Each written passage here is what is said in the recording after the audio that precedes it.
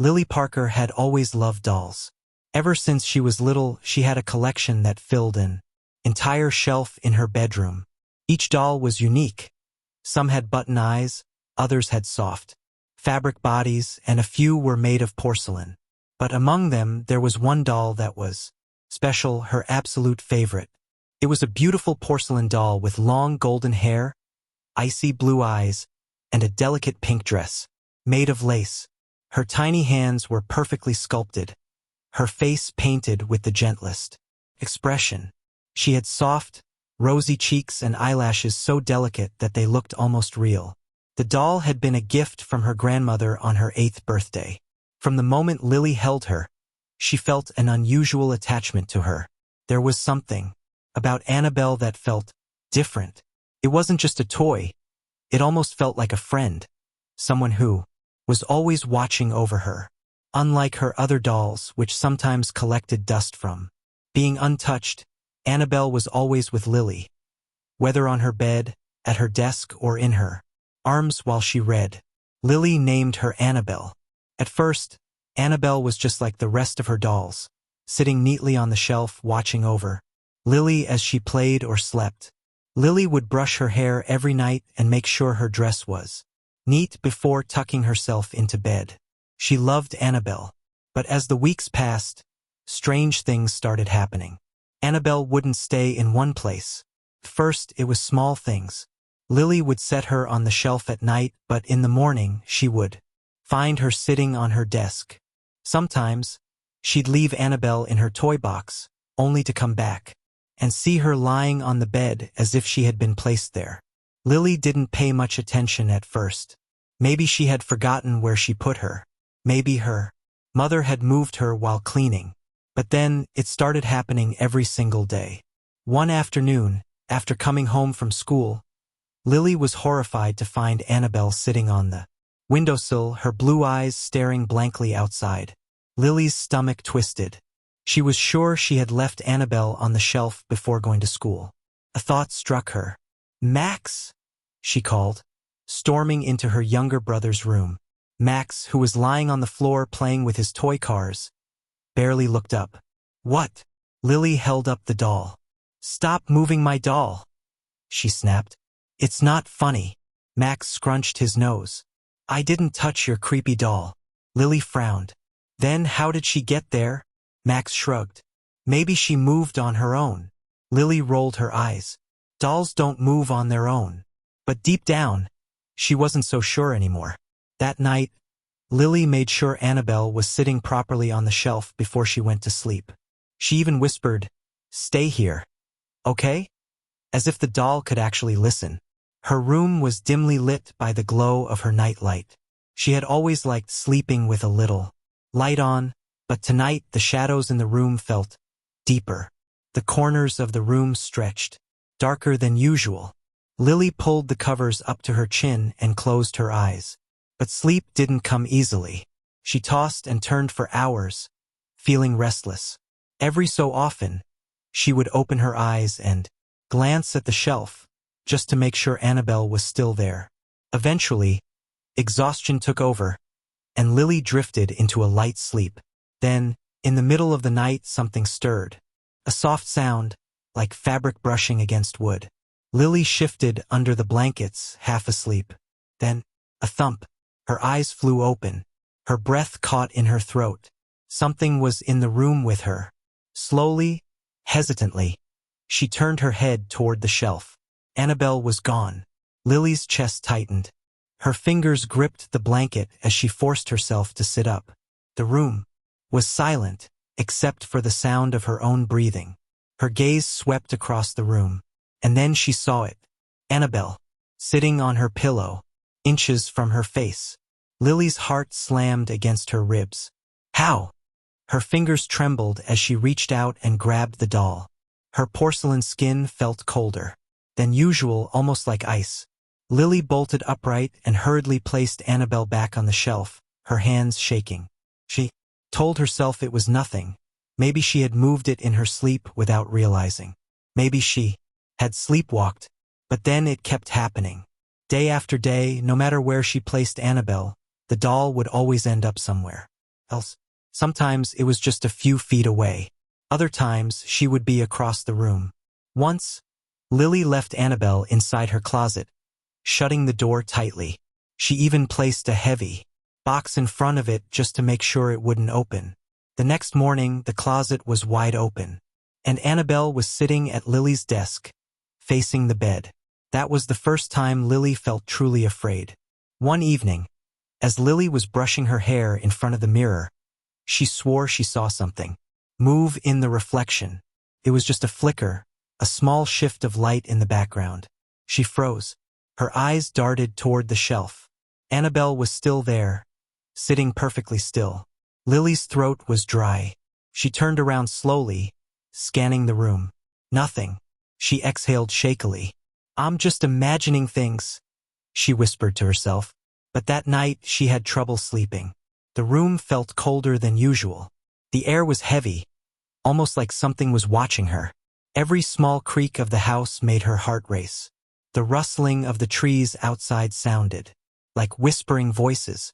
Then, a whisper, soft, almost too quiet to hear. "Lily." Lily's eyes snapped open. Her stomach turned to ice. Had she imagined it? Or had someone really whispered her name? Slowly, she turned her head toward the shelf. Annabelle was gone. A shuffling sound came from the floor. Lily's pulse pounded in her ears. Her breath came in shallow gasps as she reached for her phone, her fingers fumbling to turn on the flashlight. The light flickered on, and there, in the beam, Annabelle, sitting on the carpet, facing her. Her cold blue eyes seemed to glisten in the dim light. Her porcelain lips slightly parted as if she was about to speak. Lily screamed. Her parents rushed in moments later, switching on the lights. "What's wrong, sweetheart?" her mom asked, her voice filled with concern. Lily pointed at the doll, her whole body trembling. She moved. Her dad sighed, rubbing his forehead. "Lily, it's just a doll." He picked up Annabelle and placed her back on the shelf. "Maybe you knocked her over in your sleep."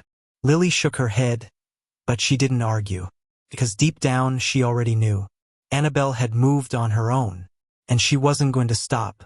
Lily had never been this scared before. Annabelle wasn't just moving. She was doing things that Lily couldn't explain. She needed to talk to someone who would listen. The next day at school, she pulled her best friend, Sophie, aside during lunch. They sat on the farthest bench in the playground, away from everyone else. The autumn wind blew through the trees, making the branches creak. Lily hesitated for a moment, then took a deep breath and told Sophie everything. Sophie listened in silence, her face growing paler with every word. When Lily finished, Sophie shook her head. "Lily, that's not normal," she whispered. What if the doll is haunted?" Lily forced out a laugh, but it sounded weak. "That's ridiculous. She's just a doll." Sophie didn't laugh. "Dolls don't move on their own." Lily's stomach twisted. She wanted to believe it was all in her head, that maybe her brother was playing tricks on her. But deep down, she knew the truth. Sophie leaned in closer, lowering her voice. "My grandma used to tell me stories about spirits, attaching themselves to objects, especially dolls. You should get rid of it, Lily, before it's too late." Lily frowned. "Just throw her away?" "No. You have to do it properly," Sophie insisted. "You can't just toss it in the trash. If it's really haunted, it'll come back." Lily swallowed. "Then what should I do?" Sophie hesitated. "Bury it. Far away. Somewhere it won't be found." Lily shivered. The idea of burying Annabelle felt wrong, almost like she was doing something bad. But at this point, she was willing to try anything. That night, she made a decision. She would lock Annabelle in a box. After dinner, Lily rushed to her room and found an old shoebox. Her hands trembled as she picked Annabelle up, holding the doll as far away from her body as possible. For the first time, she noticed how cold Annabelle felt, almost like she had been sitting outside in the winter air. Taking a deep breath, Lily placed Annabelle inside the shoebox, shut the lid tightly, and wrapped layers of tape around it. She shoved the box under her bed, making sure it was completely hidden. "There," she muttered. "Now you can't move anymore." She climbed into bed, pulling the covers up to her chin. The room was silent, too silent.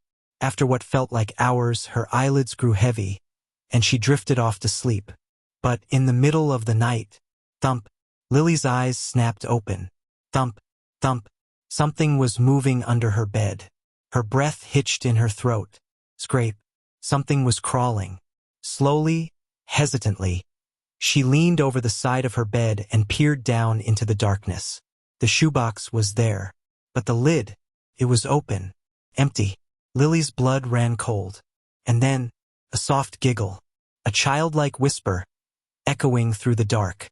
Her heart pounded as she turned her head, barely able to breathe. Annabelle was sitting on her nightstand, but this time she wasn't the same. Her head was tilted slightly to the side. Her painted lips were curled into the faintest of smiles. Her tiny porcelain hand was raised, like she was waving. Lily let out a scream that shook the entire house. Within seconds, her parents rushed in, turning on the lights. "What's wrong?" her mom asked, eyes wide with concern. Lily couldn't speak. She could only point, her hand trembling. Her dad sighed when he saw the doll. "Lily, you have to stop with these stories. It's just a doll." "No," Lily choked out. She moved. She got out of the box." Her dad shook his head and picked up Annabelle, placing her back on the shelf.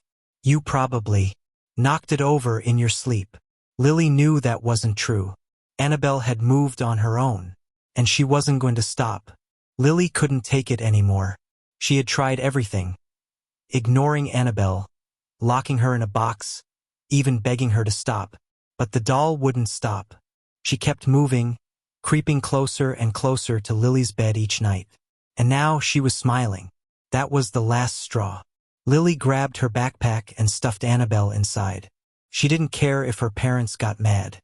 She didn't care if it was late. She was getting rid of the doll tonight. The house was silent as she tiptoed to the front door.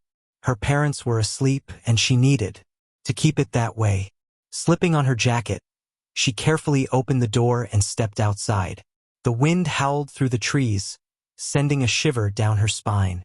The woods behind their neighborhood loomed in the distance, dark and endless. Her hands shook as she walked toward them. The farther she went, the harder her heart pounded.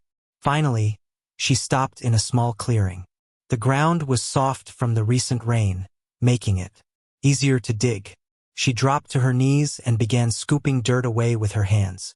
Her fingers were freezing, but she didn't care. Minutes passed. Then, finally, the hole was deep enough. Lily pulled Annabelle out of her backpack. The doll's blue eyes seemed to shine in the moonlight, almost alive. Her breath hitched. She swore Annabelle's smile had grown wider. "Stay here," Lily whispered, placing the doll in the hole. She quickly covered her with dirt, patting the ground down as tightly as possible. Then she ran. She didn't look back. For the first time in weeks, she slept peacefully. But in the morning, her heart nearly stopped. Annabelle was back, sitting on her bed.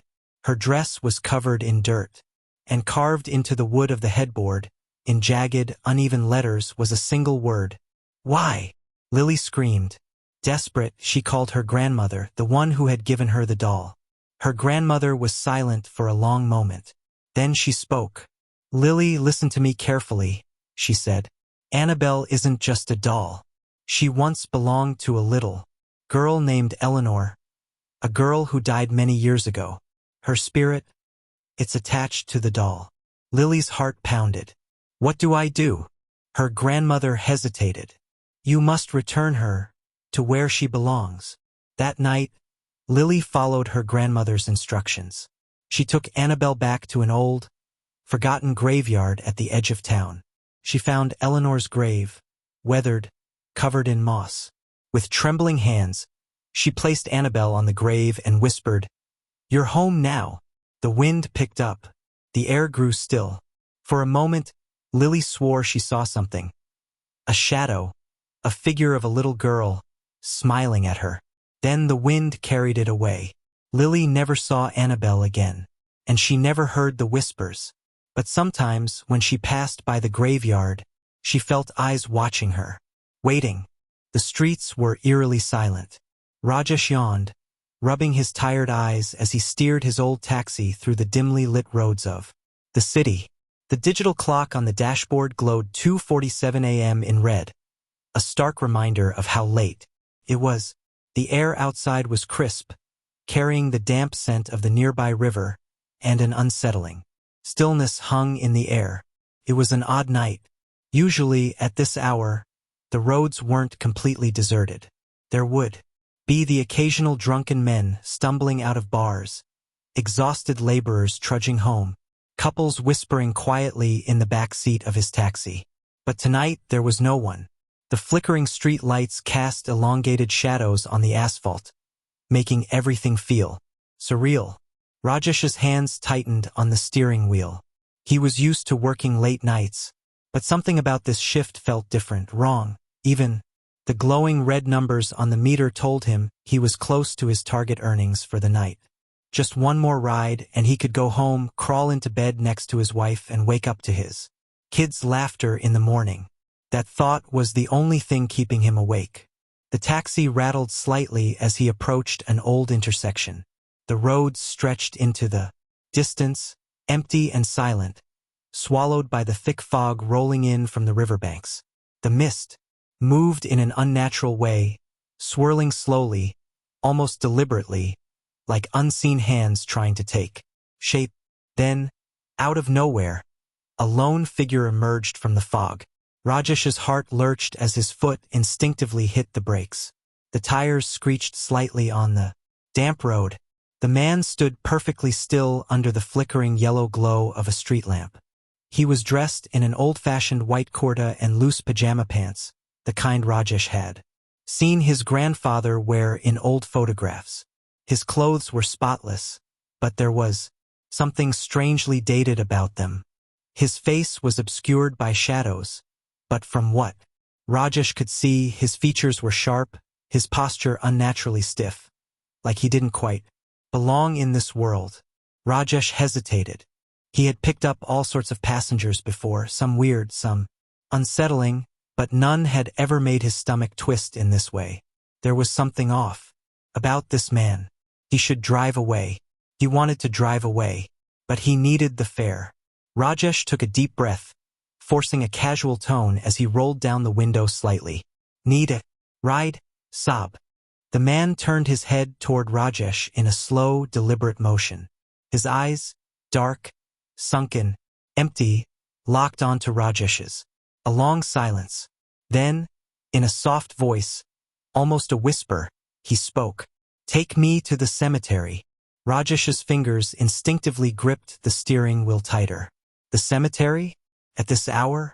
He forced a nervous chuckle, hoping to mask the growing unease in his chest. The cemetery? What are you doing there so late, Sob? The man didn't answer. He reached for the back door and slipped inside. The air in the taxi changed instantly. A sudden, inexplicable coldness settled in the car, unnatural for a summer night. Rajesh shivered despite himself.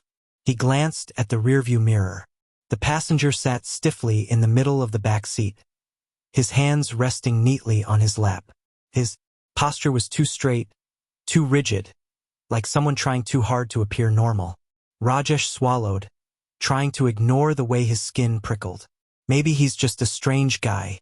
Maybe he was visiting a loved one's grave. That happened sometimes, didn't it? Still, something felt wrong. He cleared his throat, forcing himself to sound casual.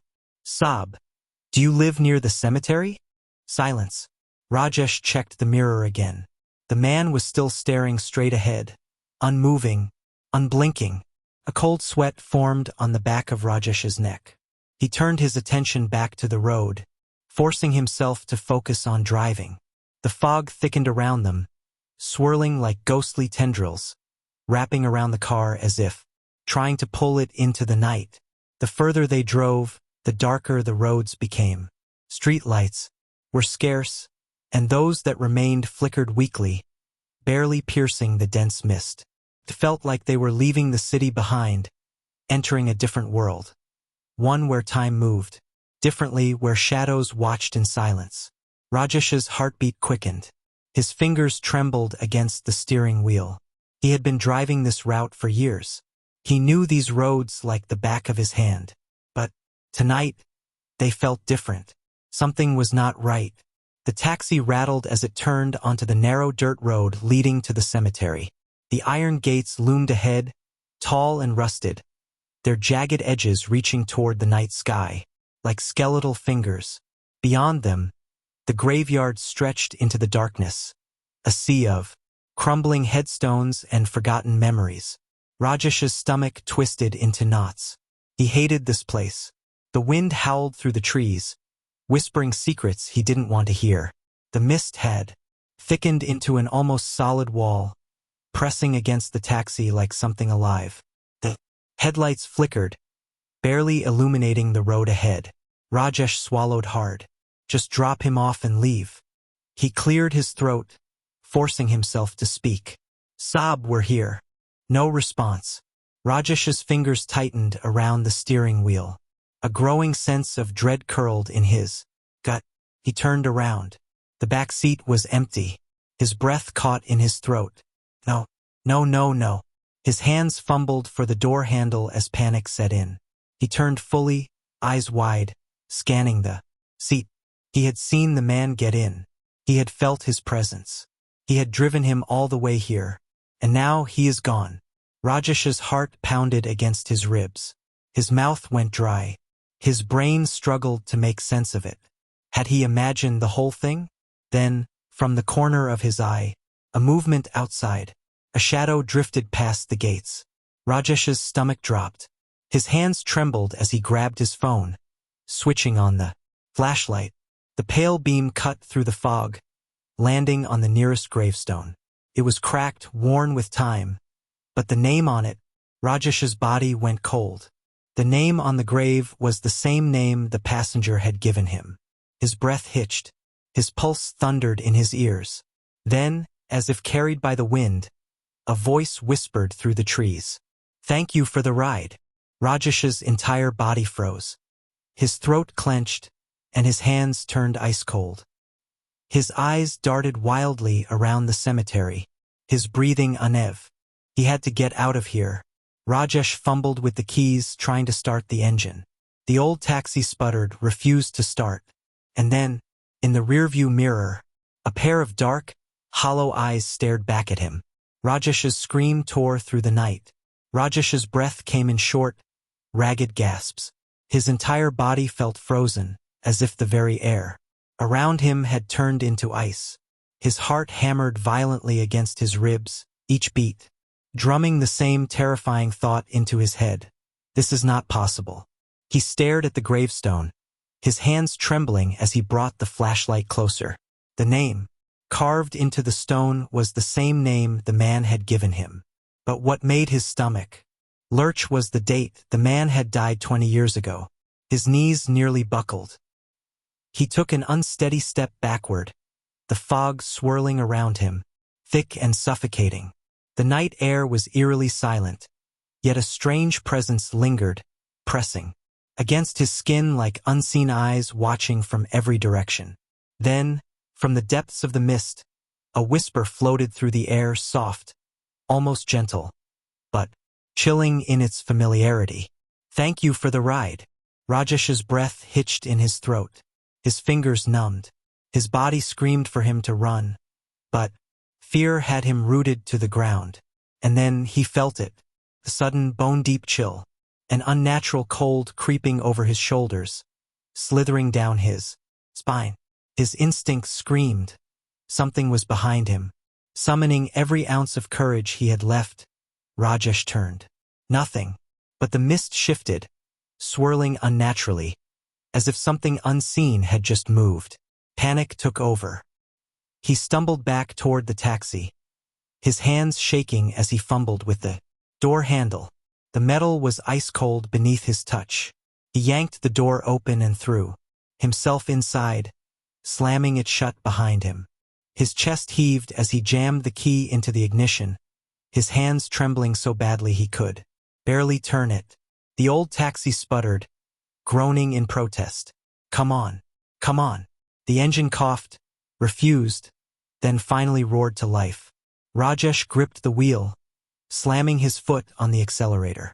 The tires screeched against the gravel, kicking up dust as he sped away from the cemetery. His breath was erratic, his heart still hammering, but relief started to trickle in. He was safe. He was getting out of here. But then, the road stretched endlessly ahead of him. He knew this road. He had driven it countless times. Yet, something was wrong. The surroundings seemed unfamiliar, distorted. The fog pressed against the windows like unseen, hands growing thicker, denser, as if trying to pull him back. And then, a prickle of cold dread crawled up his neck. Something made him glance at the rearview mirror. And that's when he saw it. His breath caught in his throat. A face, sitting in the back seat exactly where he had been before. Unmoving, expressionless, hollow, dark eyes staring straight at him through the mirror. Rajesh's scream tore through the night. His hands jerked the wheel. The car skidded wildly, tires screeching against the gravel. His vision blurred with panic as he swerved. And then, darkness, a distant voice, muffled, blurred, familiar. Rajesh's head throbbed, a deep, pounding ache that felt like someone was hammering inside his skull. His body was heavy, each limb sluggish and weak. He forced his eyes open. The harsh morning light stabbed through his vision, making him wince. The sterile white of a hospital ceiling swam above him. The sharp scent of antiseptic filled his nose. His breath came in slow, shallow gasps. His entire body ached, his muscles stiff, as if he had been frozen in fear for hours. Bia, you're awake. A voice, his younger brother, Arun. Relief was evident in his tone. His wife stood beside him, worry etched into every line on her face. Rajesh blinked, his throat dry and scratchy. He tried to sit up, but his body protested, every muscle screaming in pain. What happened? His voice was hoarse, barely above a whisper. Arun exhaled shakily. You were found unconscious on the cemetery road. Your taxi crashed into a tree. The cemetery. Rajesh's breath hitched. The memories rushed back like a flood. The strange passenger. The fog. The gravestone. The face in the mirror. His fingers curled into the bedsheet, his knuckles turning white. He forced himself to ask the question that had been clawing at his mind. Did anyone find a man in my taxi? Arun frowned, his expression turning confused. Bia, there was no one in the taxi. Just you. Rajesh felt the blood drain from his face. His stomach lurched. No, that wasn't possible. He had seen him. He had spoken to him. He had felt his presence. His breath grew unsteady, his chest tightening. His hands shook as he grabbed Arun's arm. Check my rearview mirror. Arun gave him a puzzled look but nodded. Okay, I'll ask someone to check. Minutes passed in tense silence. The room felt colder, suffocating. A strange heaviness settled in Rajesh's chest. Then, the nurse entered, holding something in her hands. A shattered piece of glass. The rearview mirror. Rajesh's breath caught. Something was carved into the surface. Deep, jagged. See you again. A chill ran down his spine. His fingers went numb. And then, for just a second, he saw the reflection. The hollow, dark eyes staring back at him. Unblinking, waiting. And then, the reflection smiled. No one in the neighborhood ever talked about the house at the end of Blackwood Street. It had been empty for nearly 3 decades, its windows covered in dust, the paint peeling off its once white walls, and the front yard overgrown with wild grass. Some claimed they had seen shadows moving inside at night. Others swore they had heard whispers when they walked past it. But no one dared to go near it. That was until the Carter family moved in. Daniel and Sarah Carter had been looking for a house within their budget, and when they stumbled upon the listing for the Blackwood Street property, they couldn't believe their luck. A large Victorian house with a spacious yard, offered at a price much lower than anything else in the city. It seemed like a dream come true. The real estate agent hesitated when they inquired about it, mumbling something about the house being difficult to sell. But when they insisted, he finally agreed to a showing. The moment they stepped inside, Sarah felt an odd chill run down her spine. The air was heavy, carrying a strange dampness that shouldn't have been there in a house that had been locked up for years. Dust floated in the dim light seeping through the old curtains, and the wooden floor creaked under their footsteps. But none of that mattered to Daniel. He was too focused on the potential. A little cleaning, a fresh coat of paint, and this place will be perfect, he had said, squeezing Sarah's hand. Their 8-year-old son, Michael, wasn't as thrilled. He clung to Sarah's side, his wide eyes scanning the dark corners of the house. "Mom, I don't like it here," he whispered. "It smells bad." Sarah knelt beside him, brushing his dark curls away from his forehead. "It's just an old house, sweetheart. Once we clean it up, it will feel like home."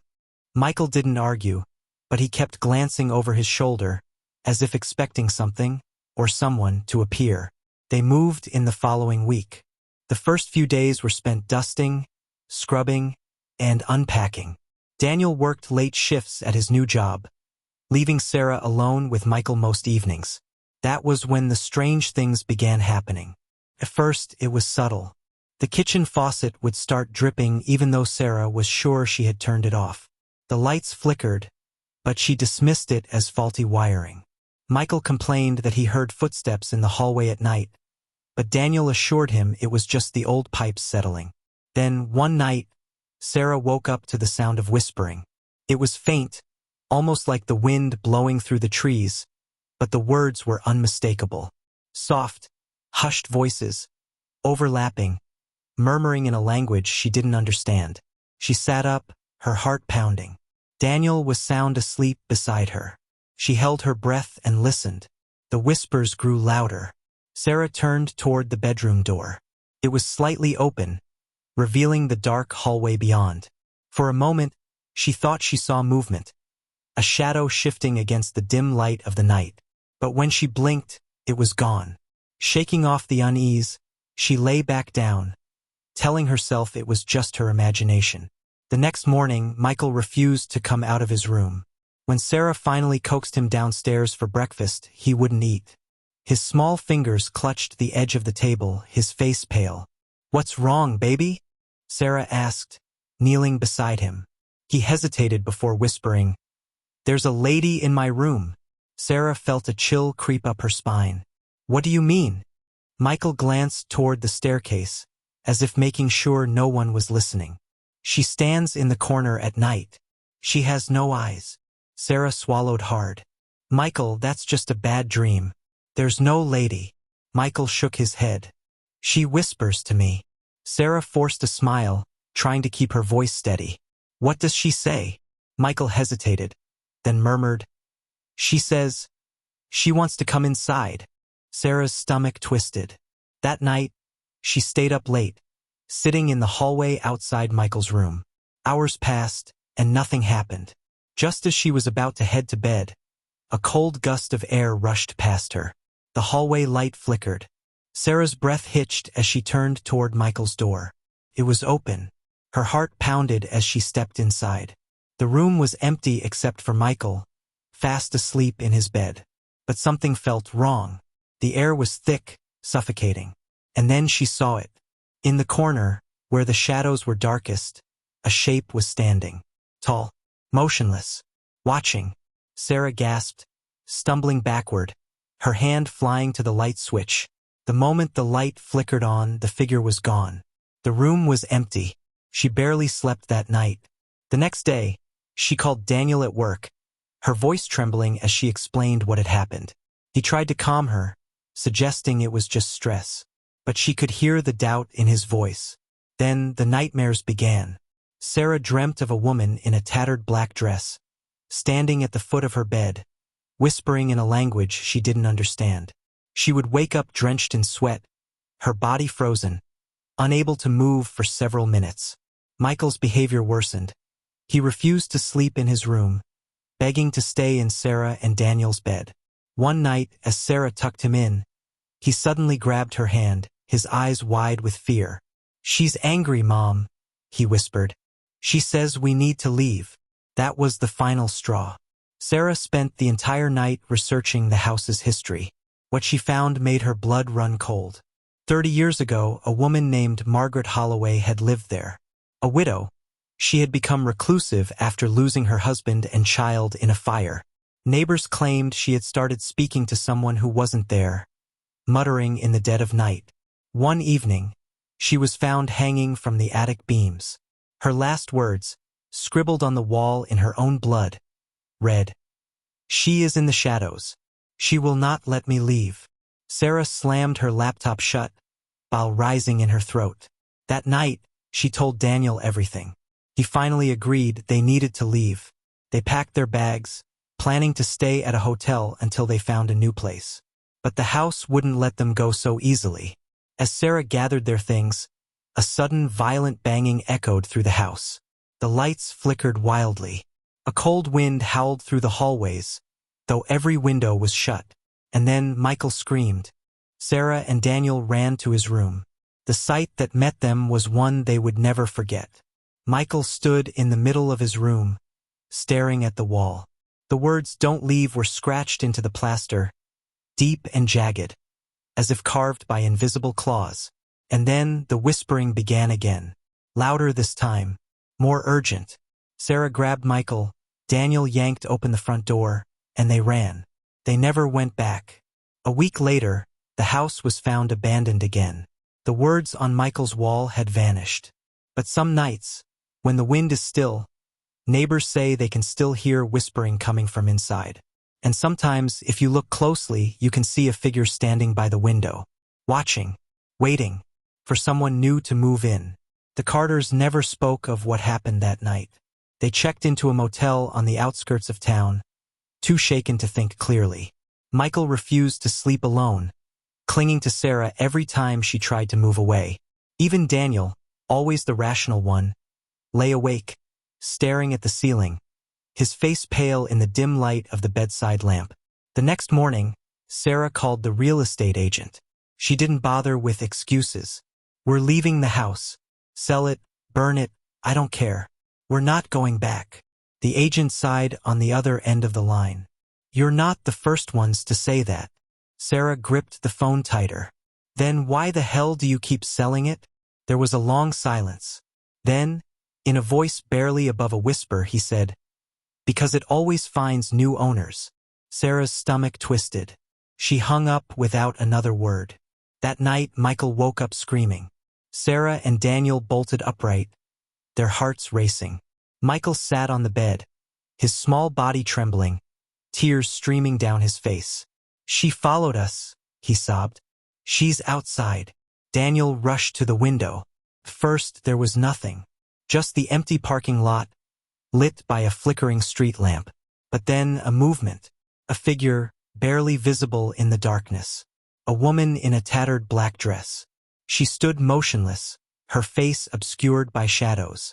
Then, slowly, her head tilted upward, as if sensing Daniel's gaze. The light flickered again, and she was gone. Daniel stumbled backward, his breath ragged. "We need to get out of here." They left before sunrise, driving without a destination. They ended up in another state, renting a small apartment under a different name.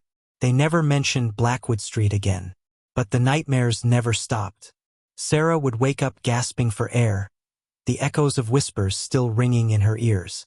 Michael grew quieter, his once bright eyes now dull and distant. And Daniel changed. He started staying up late, staring at the walls as if listening to something only he could hear. Sometimes, Sarah would wake to find him standing by the window, unmoving, his eyes vacant. One night, she finally asked, "What are you looking at?" Daniel didn't answer. Instead, he whispered, "She's waiting." Sarah's blood ran cold. "Who?" Daniel slowly turned to her. "She followed us." Sarah wanted to scream, to shake him, to tell him it was all in his head. But then she saw something that made her heart stop. His shadow. It stretched unnaturally along the wall, far too long for the dim light of the lamp. And beside his shadow, another, thin, still, watching. Sarah grabbed Michael and ran. They left Daniel behind that night. She never saw him again. Years later, when she finally gathered the courage to look him up, she found an article. A man had been found in an abandoned house, sitting in a chair, staring at the wall, mouth open, eyes hollow, dead. The neighbors claimed they still heard whispers coming from inside. And sometimes, if you looked closely at the window, you could see two figures standing there, waiting for someone new. But Sarah's nightmare wasn't over. 3 nights after reading the article, she woke up to a soft rustling sound in her bedroom. Michael was asleep beside her, his tiny hands curled into fists. Her breath hitched. The rustling grew louder. The closet door creaked open. And in the darkness, just beyond the threshold, a pair of hollow eyes stared back. The last thing Sarah heard before the world went black was a whisper. "You shouldn't have left him." The end. The rain hammered the windshield as Mark gripped the steering wheel, his fingers tightening with each gust of wind that rocked his car. The empty highway stretched ahead, shrouded in mist and darkness, the white lane markers flashing like ghostly apparitions under his headlights.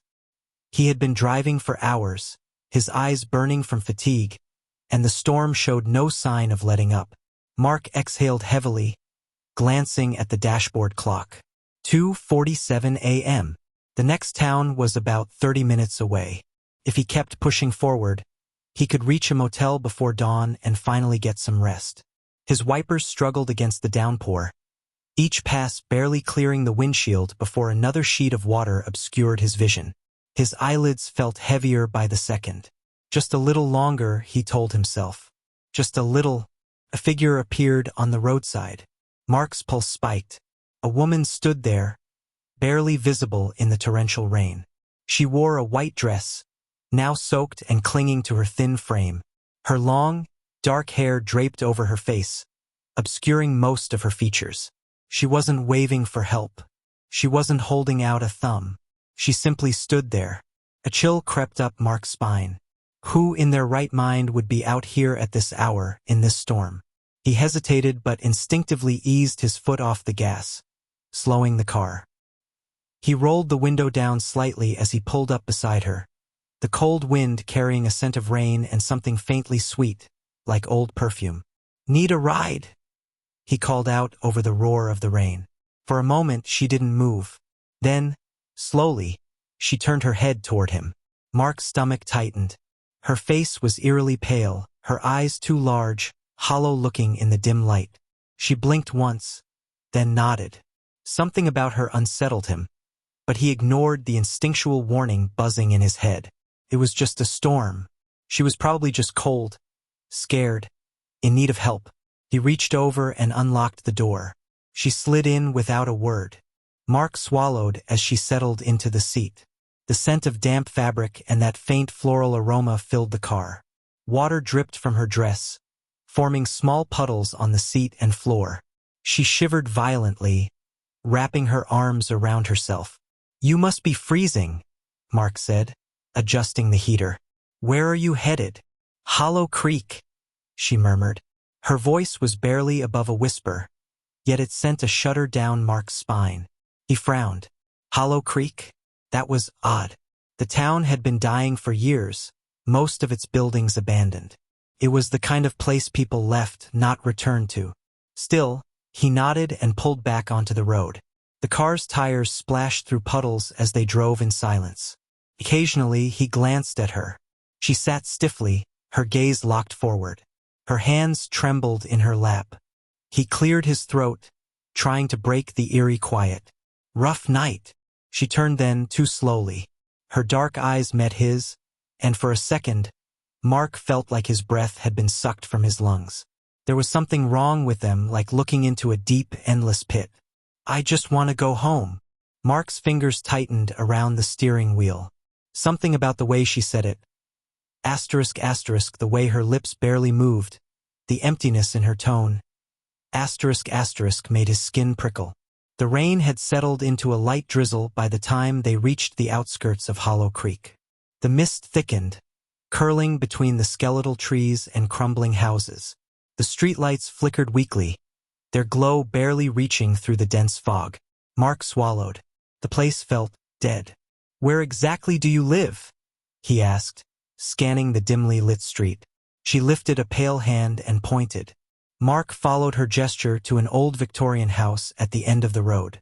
His stomach dropped. The place was in ruins. The windows were black, hollow, the front porch sagging under years of neglect. Weeds had overtaken the yard, pushing up through cracks in the broken pavement. The house looked abandoned. "Are you sure?" The seat beside him was empty. Mark's breath caught in his throat. He hadn't heard the door open, hadn't felt the car shift, and yet she was gone. His hands went clammy as he turned toward the house. A shadow moved in the upstairs window. Mark's stomach twisted. A flash of lightning split the sky, and in that brief moment of brightness he saw her, standing in the upstairs window, watching him. Mark's pulse slammed against his ribs. His hands fumbled for the gear shift, yanking it into reverse.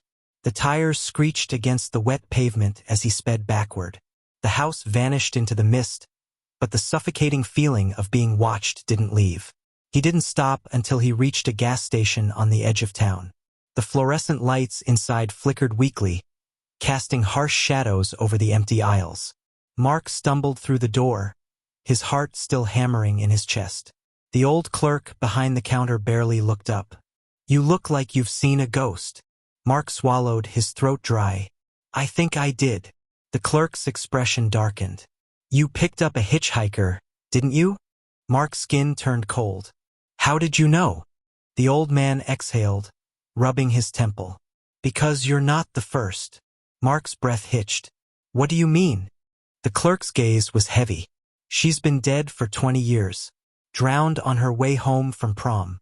They found her car at the bottom of Hollow Creek Lake. But people still see her, always looking for a ride, always trying to get home." A shiver crawled up Mark's spine. Slowly, he turned toward his car, dreading what he might find. The passenger seat was empty. The door was closed. But there, on the outside of the passenger window, a single wet handprint. A whisper drifted through the air, so faint he could almost convince himself he imagined it. "I'll always find my way back." Mark barely breathed as his foot pressed the accelerator harder. The car roared forward, tearing through the silent night. The road stretched endlessly before him, the highway lights flickering, casting long shadows that seemed to twist and stretch unnaturally. Beside him, she sat eerily still.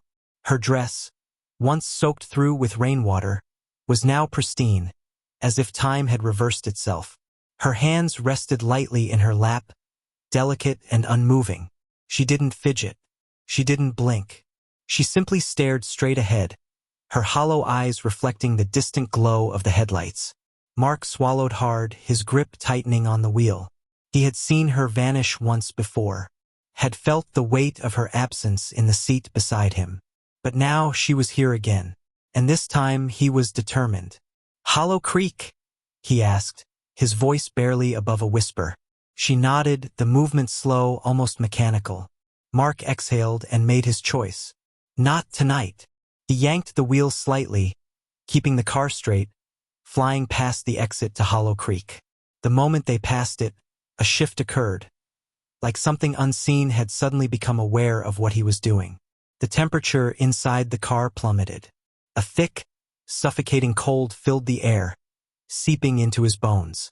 The windshield fogged over in an instant, his breath visible in the icy interior.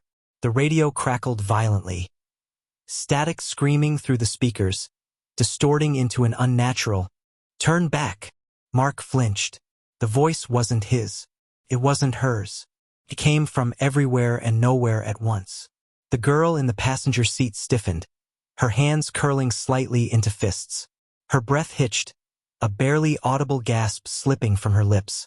The pressure around them thickened, the air growing heavier, like the weight of unseen hands pressing against the car, dragging it down. The headlights dimmed, flickering like a dying candle.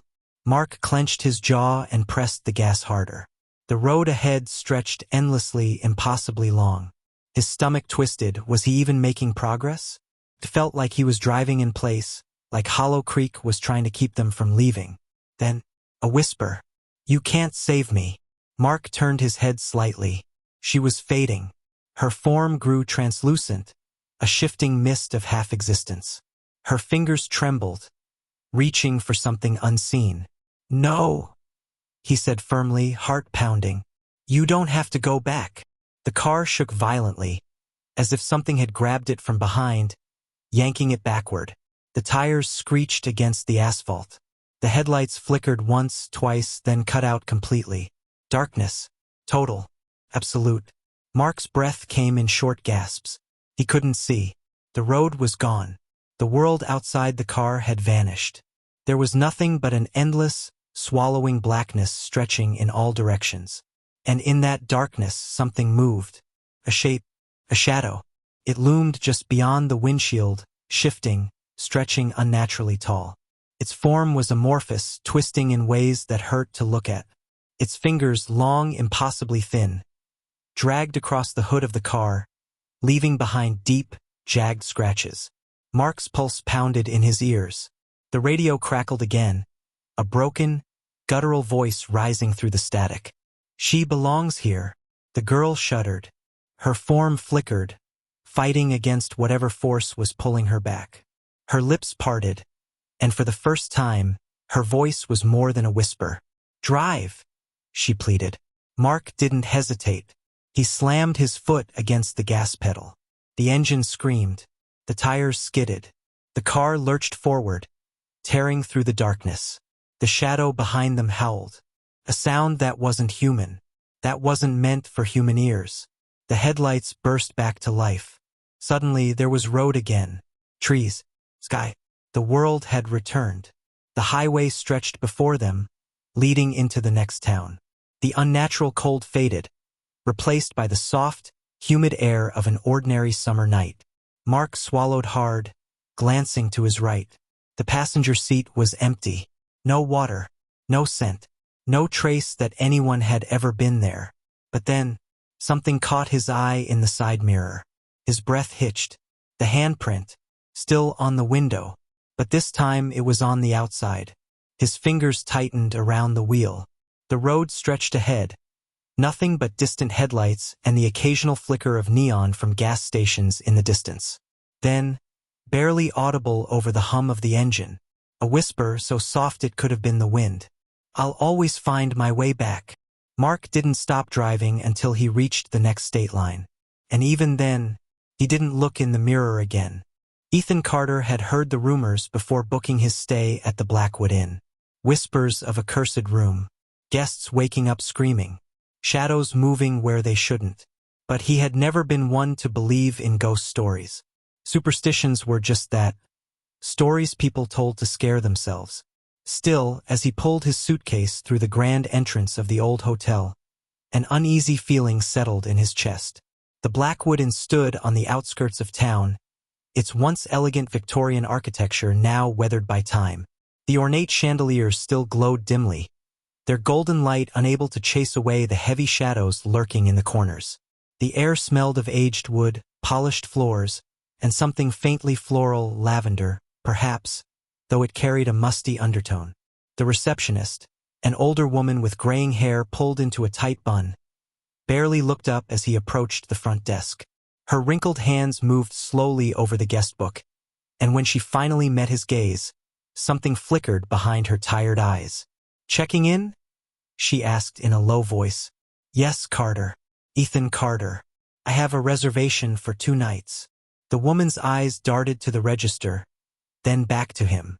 She hesitated for a moment before reaching for a brass key hanging from a row of hooks behind her.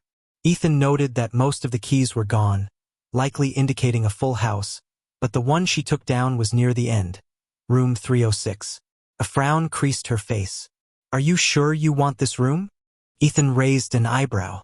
"Why wouldn't I?" She exhaled through her nose, shaking her head slightly. "No reason.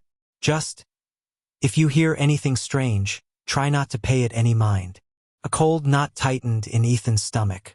"Strange like what?" The woman pursed her lips. The walls here are old.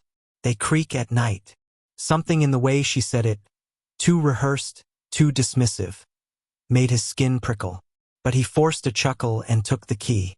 I'll keep that in mind. The elevator creaked as it carried him up to the 3rd floor, the dim yellow lights flickering slightly. The doors groaned open, revealing a long hallway lined with dark wooden doors. A thick runner rug muffled his footsteps as he walked toward the end of the corridor, where room 306 waited. He hesitated before inserting the key.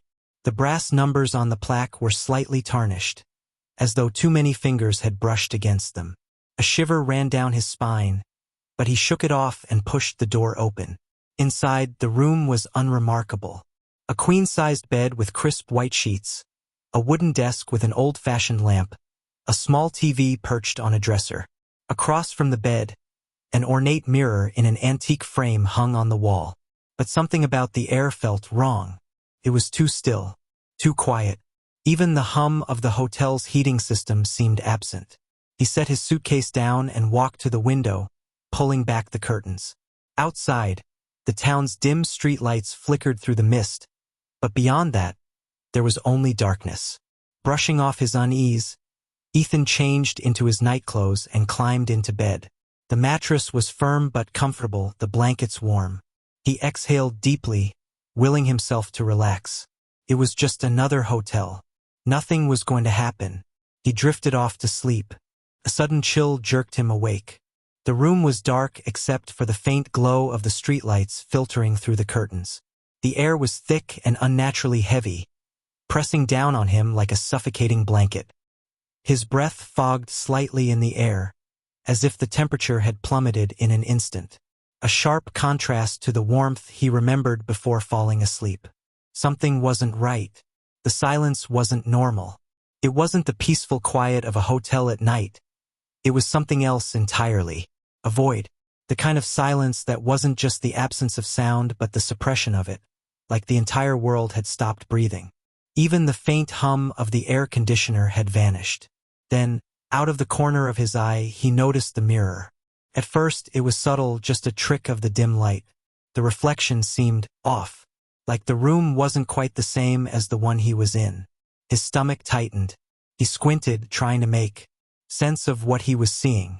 The bed was there, the desk, the lamp, but something else was, too. A woman. She stood in the mirror, barely visible in the murky glow. Long, damp strands of hair clung to her face, her features half hidden in the shadows. Her skin was pale, deathly pale, as if all the life had been drained from her body. But it was her eyes that made Ethan's blood run cold. Dark, sunken, hollow, and locked onto him. Ethan tried to move, to sit up, to scream, to do anything, but his body refused to obey. His chest rose and fell in ragged, shallow gasps. His limbs frozen as if he had been buried beneath an unseen weight. His heart pounded against his ribs, every beat a drum of sheer terror. The woman in the mirror took a slow, shuddering breath. Her lips parted. No sound came, just a silence so deep it rang in his ears. Then a whisper, "Get out." The sound slithered through the air, a breathless, rasping murmur that sent a jagged chill down his spine. His paralysis shattered. Ethan gasped awake again, this time bolting upright. His heart pounded in his chest, a hammering rhythm that echoed in his ears. Sweat clung to his skin, his shirt damp from sheer panic. His breathing was shallow, uneven, like he had run miles without stopping. The room was silent. The mirror was normal. No woman, no dark, sunken eyes, no whispering voice. But then his breath caught. His stomach lurched. There, on the cold glass, was a single handprint. On the inside, his mind raced. His pulse thundered. Every nerve in his body screamed at him to run. But he didn't. He couldn't. His rational mind clawed for answers. Had he been dreaming? Sleep paralysis? No, this was real. Too real. Slowly, hesitantly, he swung his legs over the bed, his bare feet meeting the icy floor. The chill seeped into his skin, crawling up his spine like a phantom touch. His reflection stared back at him, his own face pale and drawn, his eyes wide with fear. But the handprint, it was distinct, small, almost delicate, yet smeared, as if someone had pressed their fingers against the surface in desperation before slipping away.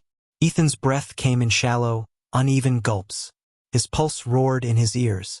He took a hesitant step forward, then another. His fingers hovered just above the mark. The air was colder here, a bone-deep chill that made his skin prickle with unease. The temperature wasn't just lower, it felt unnatural, the kind of cold that didn't come from a draft or an open window. Then, as he watched, the handprint began to fade. Not like condensation drying up, but as if something or someone was wiping it away.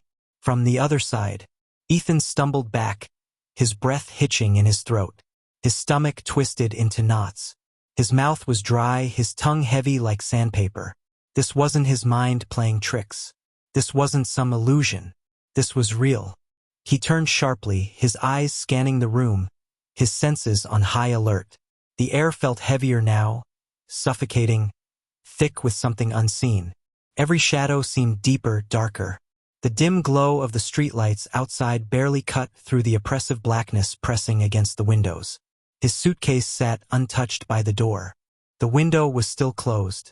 A gust of wind rattled the walls. Except, the windows were shut.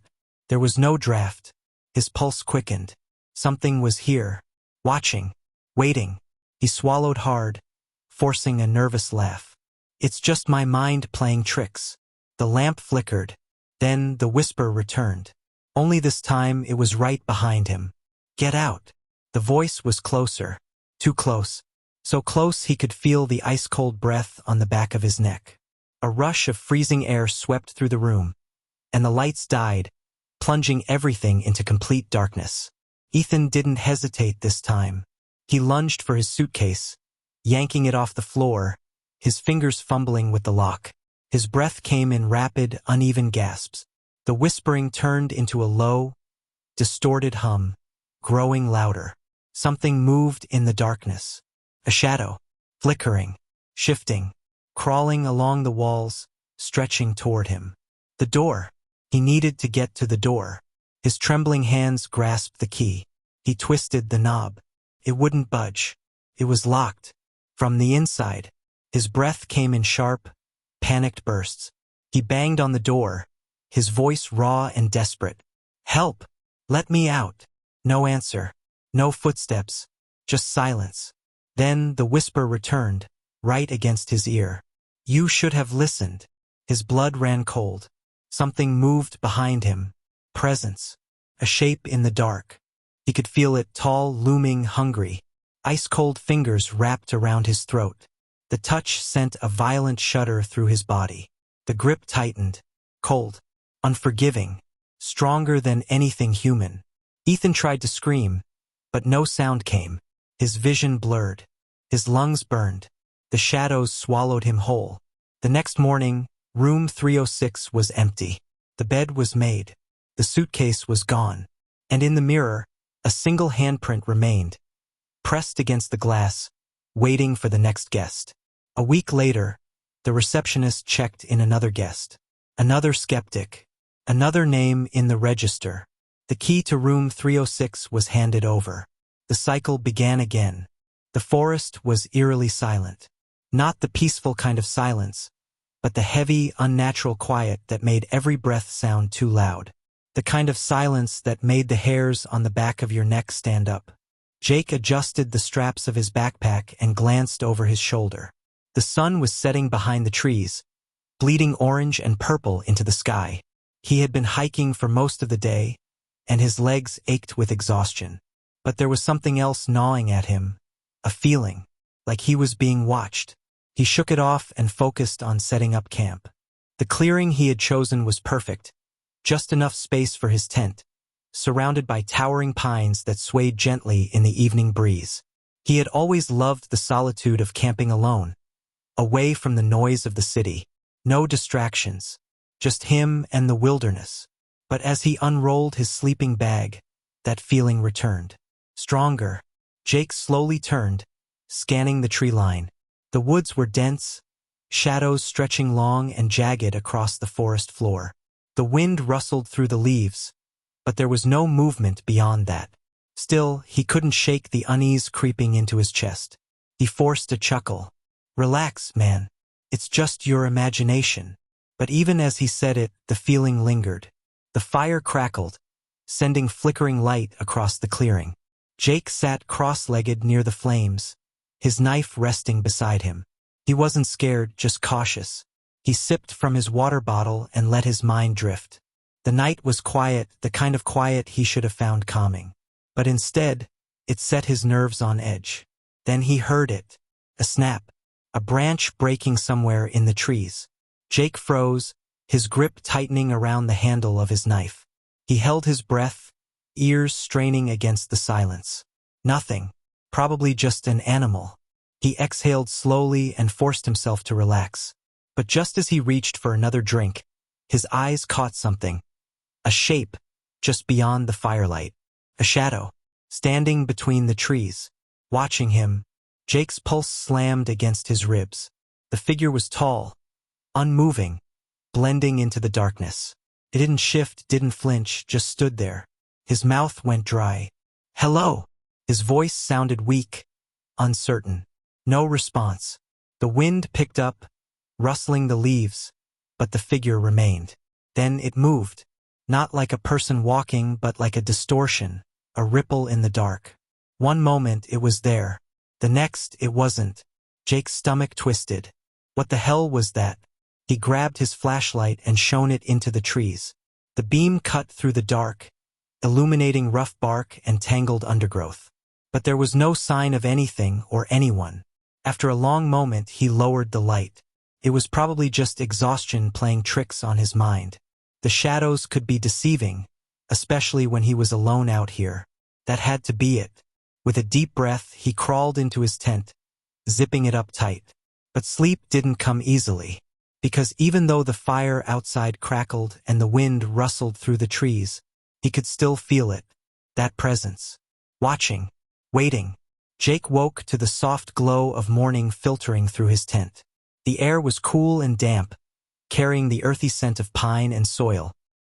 His body ached from the stiffness of sleeping on the hard ground, and his muscles protested as he stretched his arms above his head. He let out a slow breath and rubbed his face. His sleep had been restless, plagued by strange dreams, shifting shadows, whispered voices, the unsettling feeling of being watched. He couldn't remember much, but the lingering unease sat heavy in his chest. Pushing aside the lingering grogginess, he unzipped the tent and stepped outside. The forest was bathed in the golden hues of early morning, the treetops swaying gently in the breeze. Sunlight filtered through the branches, casting dappled patterns onto the ground. The sounds of chirping birds and rustling leaves filled the air, the rhythmic pulse of the wild. For a moment he almost laughed at himself. The fear from last night seemed ridiculous now. He had let the darkness and exhaustion get to his head. Shadows played tricks, nothing more. His mind had conjured up shapes that weren't there, fueled by the eerie silence of the wilderness. Still, that feeling. Even now, with daylight illuminating every inch of the forest, a small, nagging sense of discomfort remained at the back of his mind. Like something unseen had followed him into the morning. Shaking off the thought, he moved to prepare for the day. He boiled some water for instant coffee, the familiar bitterness helping to ground him. His hands were steady now, his breathing even. He told himself he just needed to keep busy, to distract himself from the nonsense running circles in his mind.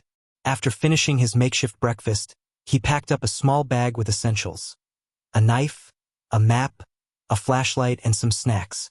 He figured a short hike would do him good, help clear his head.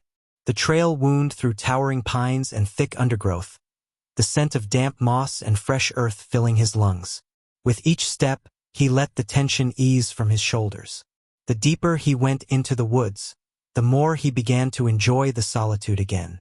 He followed the trail for about an hour, admiring the untouched beauty of nature. Everything was so still, so perfect. The way the sunlight broke through the canopy, the distant hum of insects. It was exactly why he loved being out here. Then, somewhere in the distance, a branch snapped. Jake stopped, His heartbeat thudded against his ribs as he turned, scanning the dense forest behind him. Silence. Nothing moved. Probably just an animal, he told himself. A deer, maybe. Still, the feeling returned. That same feeling. The same one he had last night. The sensation of eyes on his back. His throat tightened. He swallowed hard and forced his feet to keep moving. By the time he returned to his campsite, the sun was already dipping behind the trees, the golden light fading into deep orange and purple hues. The air had cooled significantly, the first hints of evening settling in. Jake exhaled, relieved to be back. The familiar sight of his tent and fire pit made him feel grounded again. Safe. But then, something was wrong. His tent was open, not just slightly unzipped, but wide open. The entrance flapped gently in the evening breeze, the fabric swaying as if something, or someone, had been inside. Jake's stomach dropped. Had he forgotten to close it? No. He was sure he had zipped it shut before leaving. A sharp chill ran down his spine. His eyes scanned the clearing, every muscle in his body tensed. The forest around him remained still. The wind whispered through the leaves, but there was no sign of movement, no sign of anyone. Taking slow, deliberate steps, he approached the tent. His fingers tightened around the knife on his belt. He hesitated for a moment before crouching down and peering inside. Everything was exactly as he had left it. His sleeping bag was still neatly rolled. His backpack leaned against the side of the tent, untouched. His supplies were in place. Nothing had been taken, nothing had been disturbed. But something still felt off. The air inside the tent felt wrong, charged. Almost like an unseen presence still lingered. Like the space had been occupied by something that had just left. Jake swallowed hard and slowly backed out of the tent, standing upright. He scanned the ground for footprints, searching for any sign that someone had been there. Nothing. No footprints. No broken twigs. No disturbed dirt. It didn't make sense. His breathing grew shallow as the unease tightened in his chest. If no one had been here, why did it feel like they had? He spun around suddenly, scanning the tree line. The forest had darkened with the fading light, the shadows stretching long and jagged across the ground. The trees stood tall and unmoving, their silhouettes stark against the deepening sky. And yet, for a split second, he thought he saw movement. A shape tall, thin, standing just beyond the trees. His breath hitched. He blinked, and it was gone. Just the trees. Just the shadows. A shiver crawled down his spine. Had he imagined it? He let out a shaky breath and rubbed his face. No, it was nothing. Just the dimming light playing tricks on his eyes. He was letting his nerves get the better of him again. With an unsteady exhale, he walked over to his tent and zipped it shut tight this time, double-checking that it was secure. Then, trying to shake off the feeling, he gathered some firewood and set up his campfire. The flames flickered to life, casting a warm glow across the clearing. But even as he sat by the fire, staring into the crackling embers, he couldn't ignore the sensation crawling up his spine. The woods felt different now. Darker. Closer. The wind had died down, and the sounds of the forest seemed more distant. The usual rustling of leaves and chirping of crickets had faded, leaving behind a silence that felt heavy. Too heavy. Jake clenched his jaw and stared into the trees. He wouldn't let this get to him. It was just paranoia, just the tricks of an overactive imagination. But deep down, in the part of his brain that he tried to ignore, he knew something wasn't right. Something was out there, and it was watching him. The fire crackled, sending sparks into the night sky. Jake sat with his knife in hand, his flashlight resting beside him. The feeling was back, stronger than before, the kind of feeling that made his muscles tense and his heartbeat quicken. Then it happened again. A sound, a whisper of movement in the trees. His grip tightened around the knife. Not an animal, not the wind, something else. He turned his flashlight toward the woods. The beam cut through the dark. For a second, there was nothing but trees and shadows. Then there, a figure, closer than before, tall, motionless, watching. Jake's breath hitched. He stood slowly, muscles tensed. His instincts screamed at him to run. But he didn't. Instead, he called out, his voice low but firm. "Who's there?" Silence. Then movement. It was coming closer. Jake's heart pounded. He grabbed his flashlight, shining it directly at the figure. And for the first time, he saw it. A tall, gaunt figure, its limbs impossibly thin. Its face was obscured by the shadows, but its eyes, black, empty, endless. A sharp, suffocating cold filled the air. Then it spoke. "Leave." The words slithered through the dark. A voice that sounded hollow, distant, ancient. Jake stumbled back, his flashlight shaking. His mind screamed at him to move, but his body refused to obey. Then the fire went out. The darkness swallowed him whole. Jake ran. Branches tore at his arms. Roots threatened to trip him, but he didn't stop. He didn't dare look back. The whispering was everywhere now, surrounding him, closing in. "Leave." He reached the trail, his breath ragged, his legs burning. The trees loomed over him, twisting shadows in the moonlight.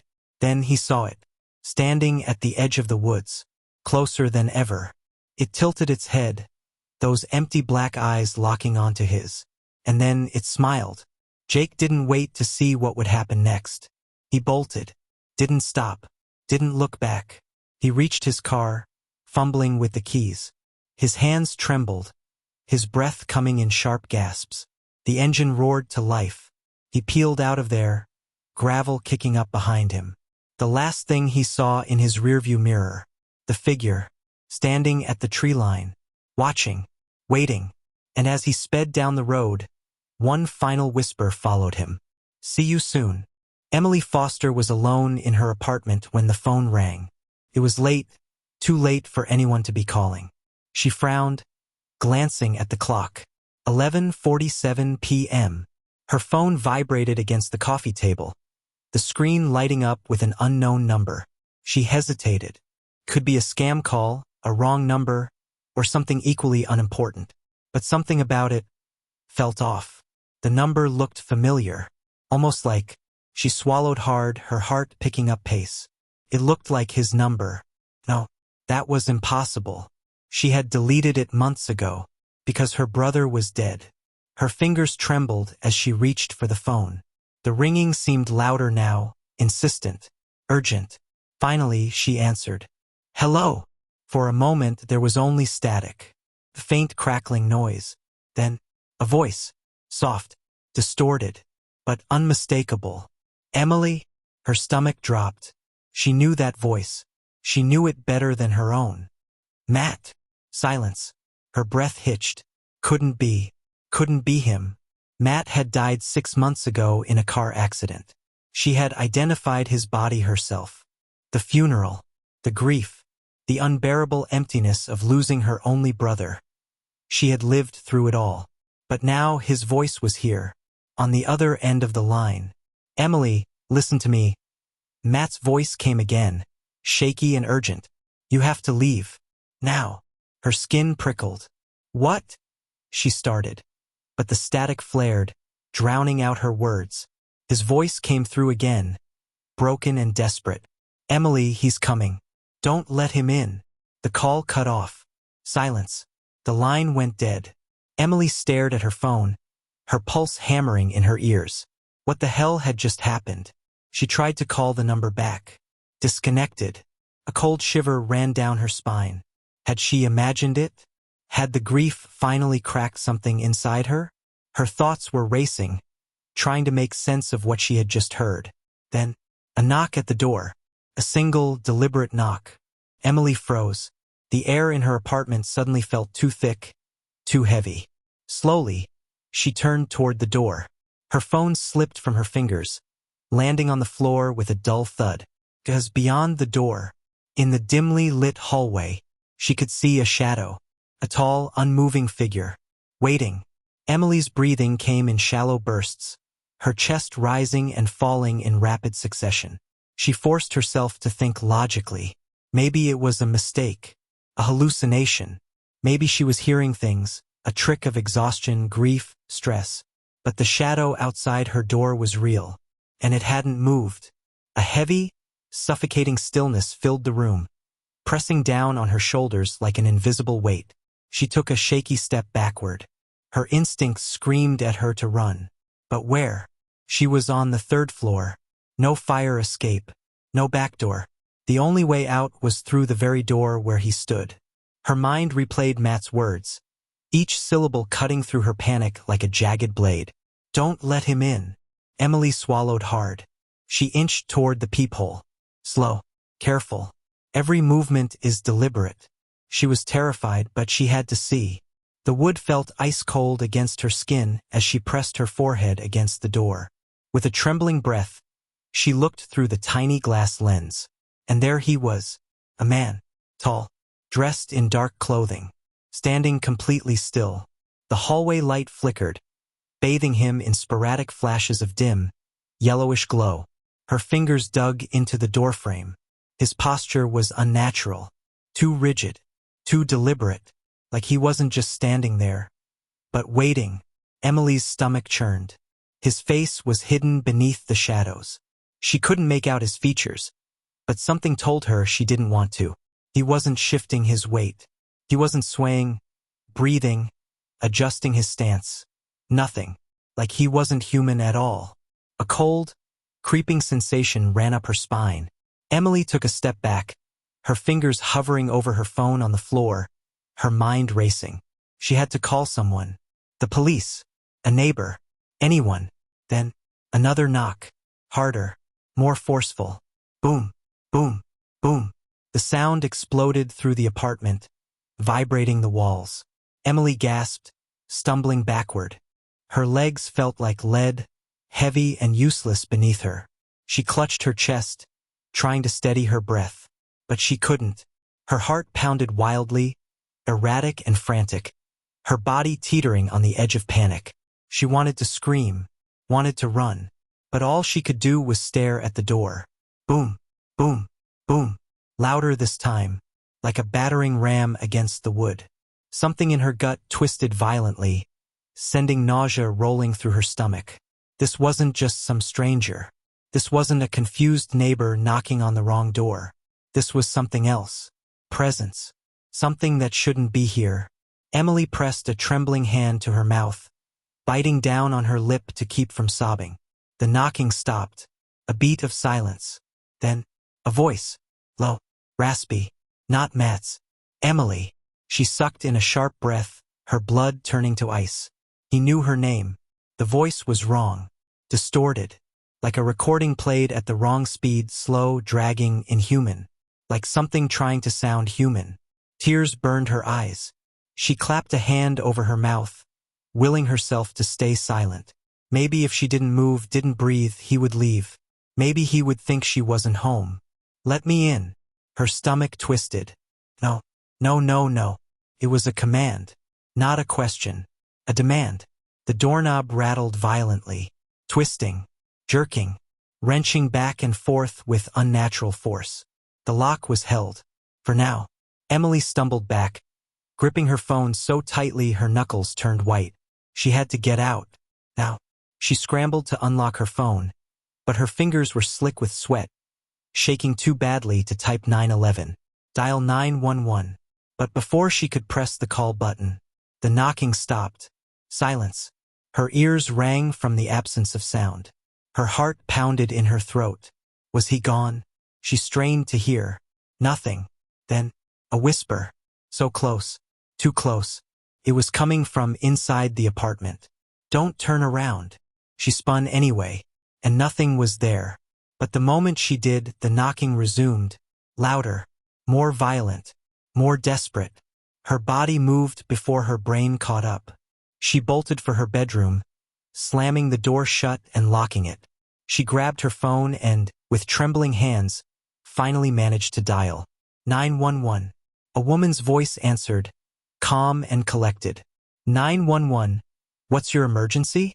Emily sucked in a shaky breath. Someone is trying to break into my apartment. The operator asked for her address. Emily whispered it as quietly as she could. Stay on the line with me, the operator said. Officers are on their way. Another knock. But this time it came from inside the apartment. Emily's breath caught. Her eyes darted to the closet, the bathroom, the dark corners of her room. No, that wasn't possible. The voice from the other side of the door spoke again. Emily, open the door. Matt's voice. But it wasn't him. Tears spilled down her cheeks. No, no, no. Please hurry, she whispered into the phone. The knocking grew more intense, more frantic. Then it stopped. A beat of silence. And then, the sound of footsteps, moving away. Emily held her breath, straining to hear. The apartment grew eerily silent. Minutes passed. Then the sound of sirens. Red and blue lights flashed through her window. She barely heard the officers knocking at the door. Somehow, she managed to unlock it, throwing herself into the hallway as soon as they entered. They searched the apartment. No sign of forced entry. No footprints. No one there. The call records on her phone? No trace of Matt's number. It was as if none of it had ever happened. The officers stayed with her for a while, their calm voices attempting to soothe her frayed nerves.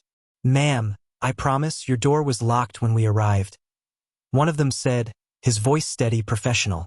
Emily nodded absently, barely hearing him. Safe. They kept saying she was safe.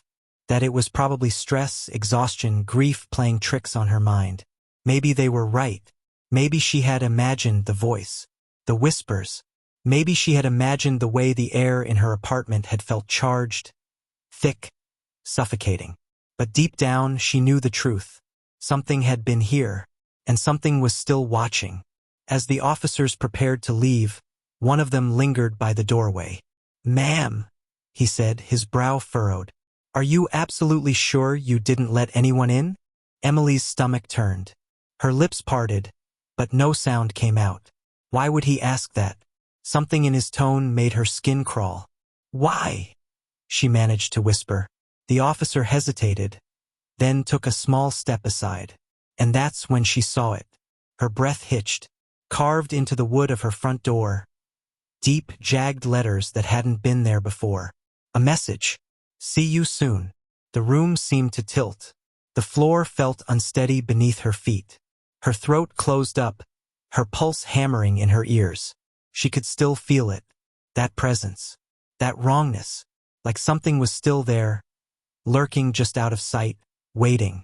The officer said something else, but Emily didn't hear him. She couldn't move, couldn't breathe. Her vision tunneled, narrowing in on the words, the sharp, uneven cuts in the wood. Someone had done this. Something had done this. Somewhere, in the distance, a phone rang. Shrill, piercing. Emily flinched. Her phone was still on the table, screen dark. The ringing wasn't coming from her apartment. It was coming from somewhere else. It rang, and rang. The officers didn't seem to notice. She swallowed hard, her fingers curling into fists. The phone kept ringing. Her mind screamed at her to answer. But this time, she didn't. The night air was crisp, carrying the scent of damp earth, rotting leaves, and something metallic. Something Jason couldn't quite place. The towering silhouette of Black Hollow Asylum loomed against the moonlit sky, its jagged roof cutting into the darkness like a row of broken teeth.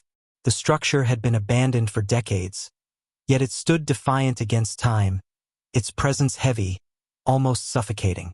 The asylum's windows were shattered, their broken edges catching the faint glow of the moon like shards of glass in an open wound. Vines twisted up the crumbling brickwork, clawing at the structure as if trying to drag it back into the earth. The building itself seemed to breathe, the cool night air whistling through its hollow corridors, creating an eerie, whispering sound that sent shivers down Jason's spine. The heavy iron gates groaned as Jason pushed them open, their rusted hinges shrieking like something alive. A chill ran down his back. He told himself it was just the cold, but deep down he knew better. Something was watching them. This place is cursed, Jason muttered, tightening his grip on the camera. His voice sounded small against the vast emptiness that surrounded them. Emily rolled her eyes, adjusting the strap of her backpack. Every haunted place is cursed. That's why we're here. Max, their sound technician, let out a nervous chuckle, though it lacked any real humor. His fingers fidgeted with the EVP recorder in his hands, knuckles white. Yeah, but most haunted places don't have a documented history of 37 patient deaths, a missing doctor, and an entire wing that burned down mysteriously. Jason exhaled, his breath visible in the cold night air. Look, we've been to a lot of places. This is no different. We go in, we set up, and we record. If we get something, great. If not, we move on. Silence. The others didn't answer, because they felt it too. This place wasn't just haunted. It was alive. Jason glanced at the main entrance, its massive double doors still intact despite years of neglect. Faded words were etched into the wood above them. Below the inscription, something else had been scratched into the wood. Something newer, something desperate. Don't listen to them. A gust of wind rushed past, rustling the dead leaves at their feet. Jason felt a pressure in his chest, an invisible weight settling over him. His instincts screamed at him to turn back. Instead, he adjusted his camera strap and took the first step forward. The asylum stood silent, waiting. The massive wooden doors groaned as Jason pushed them open, their rusted hinges screeching in protest. A gust of stale air rushed out, carrying with it the scent of decay, dust, and something foul, something that didn't belong to the living. The beam of their flashlights cut through the thick darkness, illuminating peeling wallpaper, rusted gurneys, and splintered furniture. The walls were covered in faded medical posters, their edges curled with age, their once bright images of human anatomy now smeared with grime.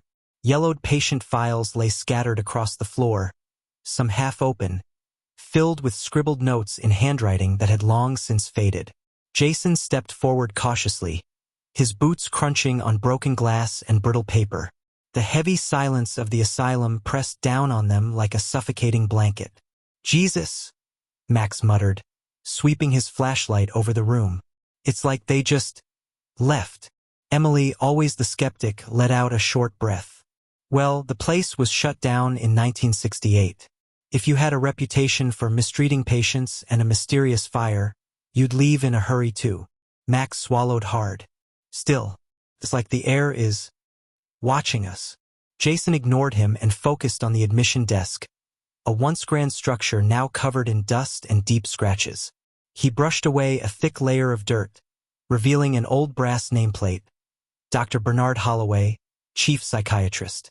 The name seemed familiar, though he couldn't place why. Something rustled in the darkness. Jason stiffened. The sound had come from the long hallway ahead, where the patient rooms were. The others heard it too. Emily met his gaze, her flashlight trembling slightly. That wasn't the wind. Jason's grip tightened around the camera. Let's set up. Max knelt near the admission desk, carefully setting up the EVP recorder, a small digital device used to capture electronic voice phenomena. He adjusted the microphone, his fingers shaky. All right, we're alive. Emily moved further into the room, pulling motion sensors from her backpack. She placed one at the entrance of the main hallway, another near the collapsed staircase, and one just outside what appeared to be the old operating room. Jason turned on the night vision camera, adjusting the angle to capture the hallway in full view. His voice was steady, professional, but beneath it was a tension none of them could ignore. All right, let's get started. This is Black Hollow Asylum, abandoned since 1968. Reports of voices, shadows, and unexplained movements. If anyone is here with us, we mean no harm. Silence, the kind that pressed into your ears. Then, faint shuffle. Jason's head snapped toward the hallway. Did you hear that? Emily nodded slowly, her brows furrowing. Yeah, but we're alone. Max's fingers flew over the thermal camera screen. No heat signatures. Jason exhaled, but his gut told him something wasn't right. The air was heavy now, thick with something invisible, something that felt like it was watching. And then, the EVP recorder crackled. A voice, faint, distant, a single word drawn out in a whisper. Stay. The asylum had spoken. An hour passed. The team moved deeper inside, their nerves growing taut. Max played back the first EVP recording. The static crackled. Then, a whisper, a voice that hadn't been there before. Help me. Max's blood ran cold. He rewound the audio, amplifying the sound. The whisper was clearer now. Please, help me. Emily shuddered. That's a voice. A real voice. Jason, ever the skeptic, crossed his arms. Could be radio interference. Max shook his head. No way. This is direct. Something is here. Emily turned to the darkness stretching beyond their flashlights. Then let's find them. They walked deeper into the asylum. The air grew colder. Their breath fogged.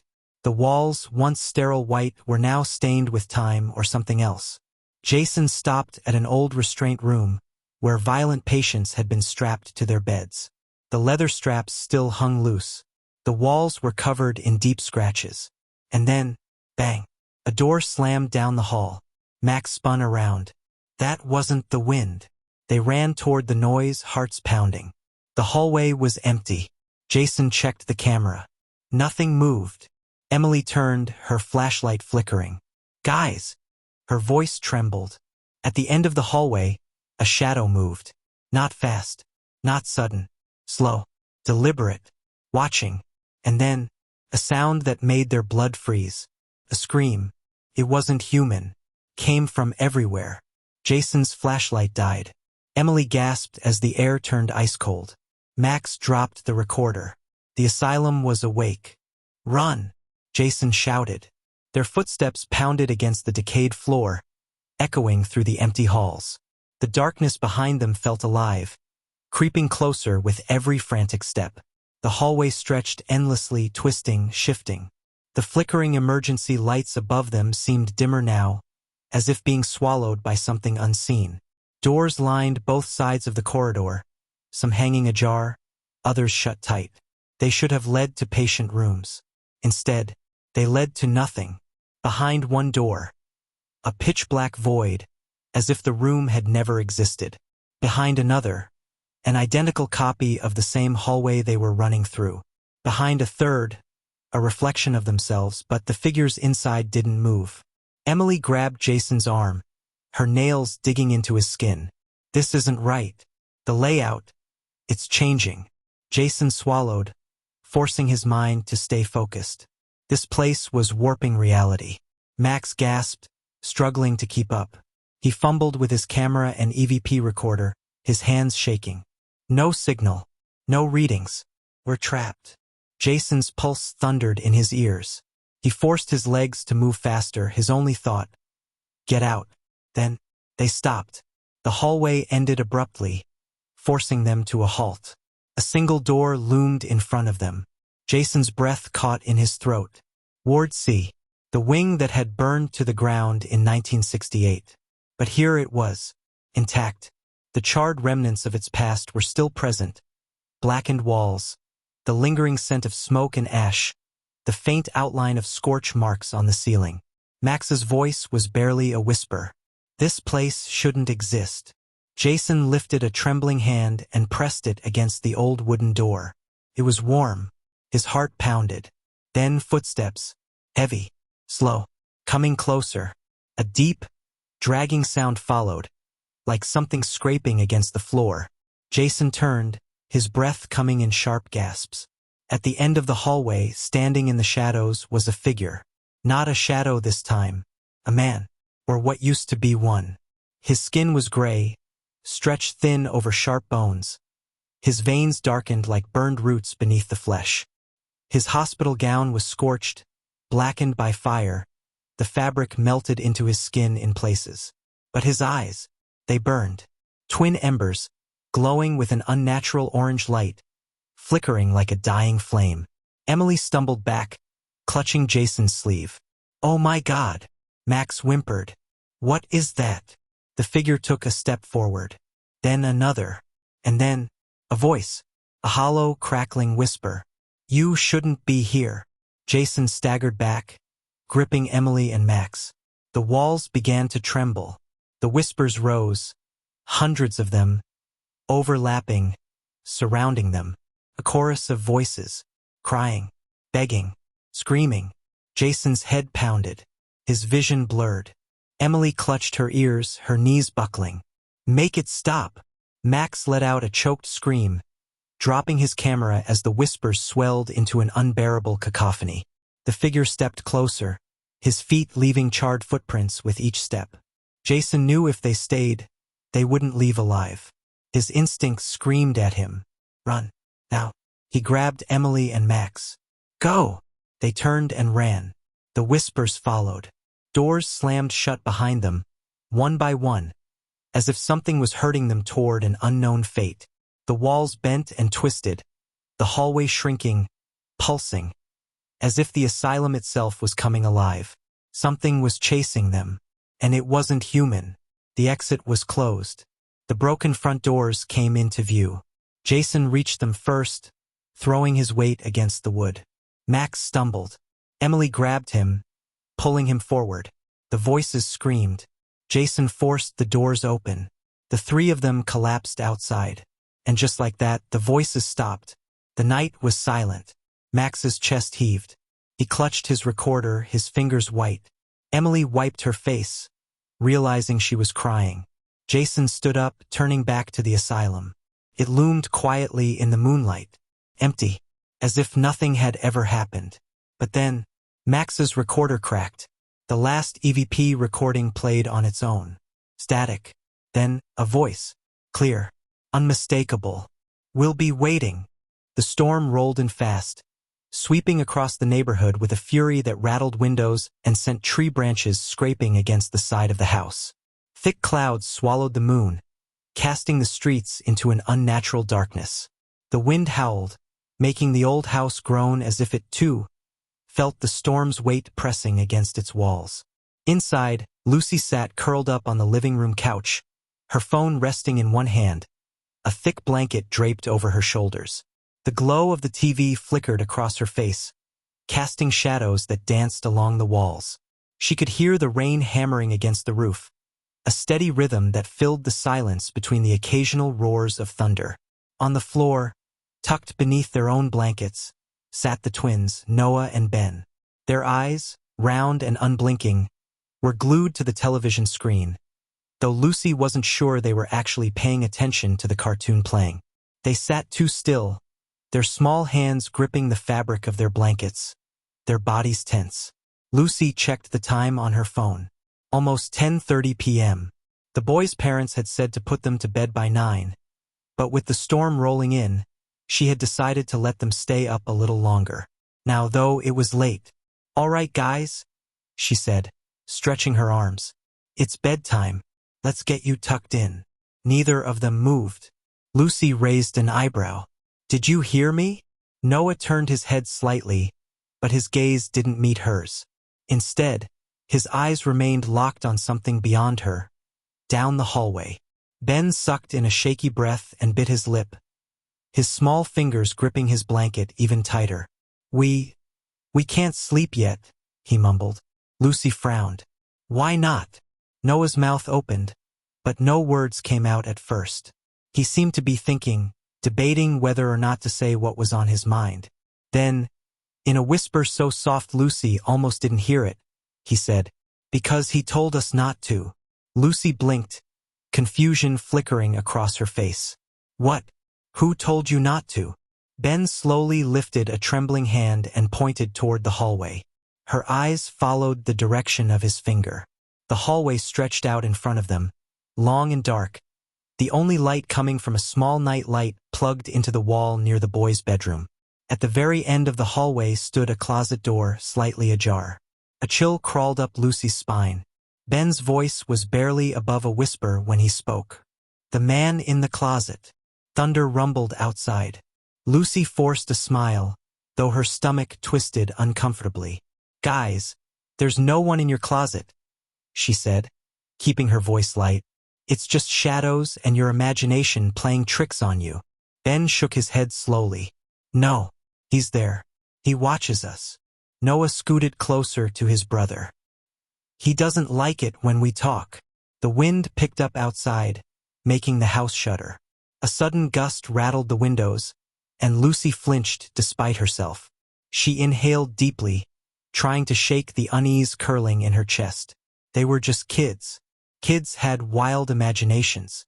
Still, Her eyes flickered back toward the dark hallway. The closet door was open only slightly, but something about the sliver of darkness beyond it made her skin prickle. It wasn't unusual for kids to be afraid of closets, but the way the boys sat stiffly, their wide eyes filled with genuine fear, it unsettled her. Lucy sighed and stood up. "All right," she said, stretching her arms. "Let's check it out. But once we see there's nothing there, you both have to go to bed." "Got it." The twins hesitated. Noah's fingers twitched against the fabric of his blanket. Ben swallowed hard, then nodded. Lucy reached for the flashlight on the coffee table and clicked it on. The bright beam cut through the dimly lit hallway, illuminating the wooden floorboards. The boys followed behind her, their footsteps nearly silent. Each step Lucy took made the floor creak beneath her weight. The sound echoed in the quiet house, making it feel as if something else was moving along with them. They reached the closet. Lucy hesitated, her fingers hovering over the doorknob. The metal felt cool, too cool, as if the air around it had dropped in temperature. She frowned. That was strange. The rest of the house was warm. She glanced down at the twins. Noah's breath was shallow, his hands clenched into small fists. Ben bit his lip so hard it had turned white. Lucy inhaled deeply and tightened her grip on the doorknob. "All right, here we go." She swung the door open. The flashlight's beam cut through the darkness inside the closet. Empty. The space was small, lined with shelves holding old board games and shoeboxes. A few jackets hung limply from hooks, their fabric swaying slightly from the motion of the door opening. A pile of folded blankets sat in the corner. Nothing unusual. Lucy turned back to the boys, raising an eyebrow. "See? No one's here." Ben's lower lip quivered. Noah's face remained unreadable. "He's still there," Noah mumbled. Lucy's brow furrowed. She turned back to the closet, shining a flashlight across every inch of it. Nothing but old blankets, jackets, and dust. She exhaled sharply. "Listen, I promise you, there's nothing in here. I'll shut the door, and it'll stay shut all night. Okay?" The twins didn't reply. Lucy knelt down in front of them, her voice softer. "You don't have to be scared. I'm right outside. Nothing's going to happen." Ben hesitated before nodding slowly. Noah, after a long pause, did the same. Lucy ruffled their hair and led them to bed, tucking them under their covers. As she pulled their bedroom door shut behind her, she heard Noah whisper, "He doesn't like you." Lucy's breath caught in her throat. Her hand froze on the doorknob. She waited. Silence. Shaking off the lingering unease, she turned and walked back to the living room. As she settled onto the couch, she cast one last glance down the hallway. The closet door had moved. It wasn't wide open, but it was no longer fully shut. A small gap remained, just enough for something to watch. The hallway light spilled into the closet, illuminating the small, cluttered space. Dust floated lazily in the air, disturbed by the movement of the door. The walls were lined with shelves filled with old board games, forgotten toys, and shoeboxes that looked like they hadn't been touched in years. A few jackets hung limply on the metal rod above, their sleeves swaying slightly from the shift in air. In the corner, a pile of old blankets sat in a heap, untouched, empty. Lucy let out a slow breath and turned back to the twins. "See?" she said, forcing a lightness into her voice. "No one's here." Noah didn't look convinced. His lips pressed into a thin line, his eyes flicking from Lucy to the closet and back again. Ben was trembling, his small hands curled into fists at his sides. Noah was the first to speak. "He's still there," he mumbled. His voice was so quiet, Lucy almost missed it over the distant rumble of thunder outside. "You just can't see him." Lucy shivered. The air inside the closet felt different, heavier, thicker. The smell of dust and fabric softener should have been familiar, comforting even, but instead, it seemed stale, stagnant, wrong. It was as if the space had been untouched for decades. Yet she knew the boys' parents had organized it just a few weeks ago. She swallowed against the unease curling in her stomach. "There's no one there," she reassured. kneeling in front of them. "Listen, I promise you, no one is in the closet. The door will stay shut, and I'll be right outside." "Okay." The twins didn't respond right away. Ben stole a nervous glance at Noah, who finally gave a slow, reluctant nod. Ben followed his brother's lead, though his hands remained clenched. Lucy sighed, ruffling their hair before guiding them to bed. She tucked them in, smoothing the blankets over their small frames, and kissed their foreheads. They still looked uneasy, but they didn't protest further. As she stood and stepped toward the door, her fingers wrapped around the knob to pull it shut, she heard it. A whisper, so soft, so faint, she almost convinced herself she had imagined it. "He doesn't like you." She froze, her breath caught in her throat, her fingers tightening around the doorknob. Noah was staring at her, his expression blank, his eyes too wide in the dim light. The room suddenly felt colder. A gust of wind howled outside, rattling the windows. Lucy forced a small laugh, though her voice felt weak in her own ears. "I'm sure he will get over it." She closed the door gently behind her. But as she walked back down the hall, a gnawing unease clung to her, sinking deep into her bones. Lucy sat back down on the couch, pulling her blanket tightly around her. The warmth did little to stop the creeping sensation along her skin. The storm outside had worsened, rain hammering against the roof like desperate fingers clawing to get in. Wind howled through the trees, their branches scraping against the house with an eerie, rhythmic sound. She unlocked her phone and checked her messages. Nothing. Not from the boys' parents. Not from her friends. A strange, suffocating silence settled over the house. The television was still on, but the volume had lowered, the screen flickering with the last remnants of an old cartoon. It wasn't enough to drown out the unsettling quiet pressing in around her. Then, a soft creak. Her head snapped up. The sound had come from the hallway. Lucy's pulse quickened. It was probably just the house settling. Old houses did that. The wind outside was strong. It was nothing. She swallowed and turned back to her phone, tapping absent-mindedly at the screen. Then came another sound. Not wood creaking. Not the wind. A breath. Slow. Shuddering. Right outside the twins' door. Lucy sat frozen, her entire body locked in place. Her ears strained, her own breath caught in her throat. It had been faint, but she knew what she heard. Someone exhaling, low and heavy. The air in the living room suddenly felt thick, pressing against her chest. Her fingers dug into the fabric of her blanket. She turned her head, eyes locked on the dark hallway. Nothing moved. The night light near the boys' room glowed dimly, barely pushing back the shadows. The closet door, she reassured herself, was closed. Right? Lightning flashed outside, illuminating the house for a brief moment. The shadows on the walls stretched and shifted, bending unnaturally. And for a second, just a second, she thought she saw something. Tall, motionless, standing just beyond the hallway's edge. Lucy's heart pounded against her ribs. She forced herself to her feet, her legs moving before her mind could process the decision. Each step felt heavy, deliberate, as if the air around her was thickening, pushing back against her movements. Her fingers trembled as she reached for the hallway light switch. The bulb flickered. Then, darkness. The light went out. Lucy sucked in a sharp breath. The storm outside raged, lightning illuminating the house in brief flashes. For the second time, she saw something shift in the darkness. Something that hadn't been there before. Something too tall to be the twins. Her hands clenched into fists.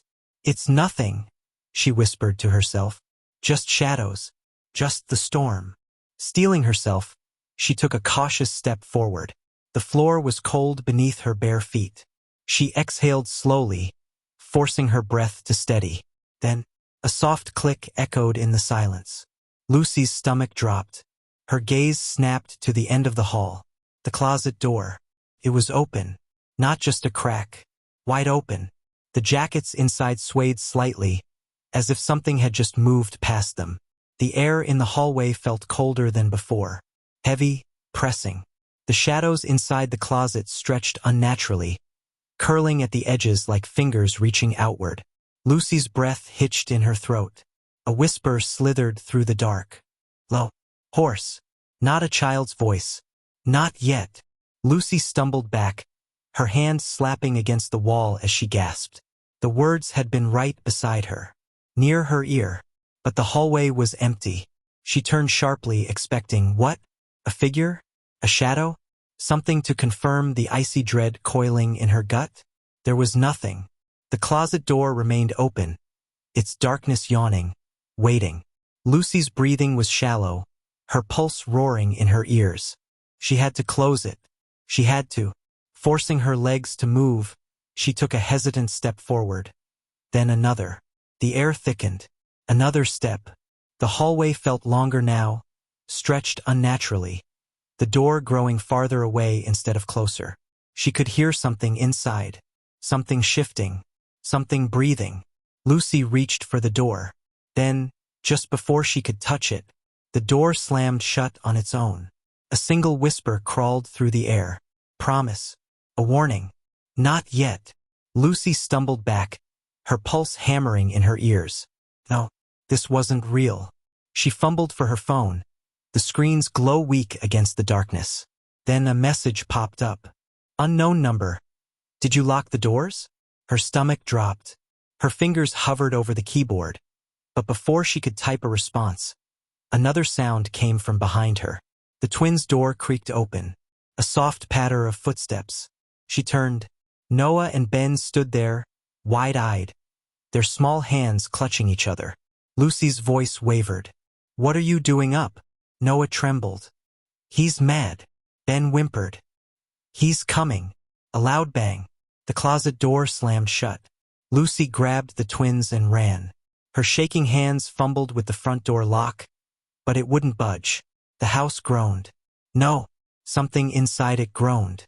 The air turned ice-cold. A whisper curled through the room. Not yet. Then, footsteps. Heavy. Slow. Coming from the hallway. Lucy's breath hitched. The twins clung to her, their small bodies trembling. She turned and saw him. A tall, gaunt figure stood just beyond the glow of the streetlight. His face was wrong. Stretched too thin, mouth curling too wide. His fingers twitched at his sides, long and bony, nails blackened. His eyes, there were no eyes, just pits of darkness. A slow, rattling breath left his lips.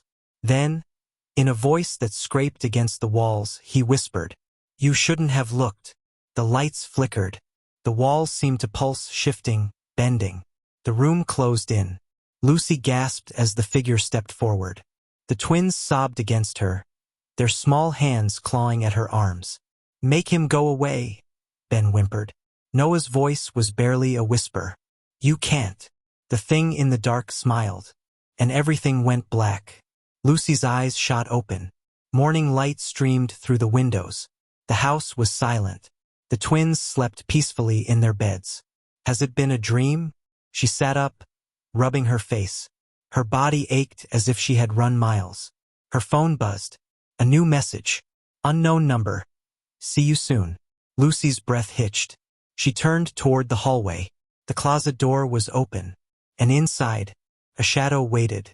The sky, a bruised canvas of deep violet and molten gold, stretched endlessly over the quiet countryside. The last remnants of daylight clung to the horizon, casting long, eerie shadows through the dense forest that lined the narrow dirt road. A cool breeze whistled through the trees, rattling the dry leaves and carrying the faint scent of damp earth and pine. Sam, Mia, Josh, and Riley walked together, their voices breaking the stillness of the evening. They had taken this path countless times before.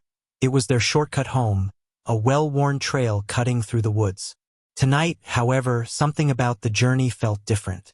The air was heavier, almost electric, as if the trees were holding their breath. Josh sighed loudly, dragging his sneakers through the loose dirt. This shortcut's a joke, he grumbled.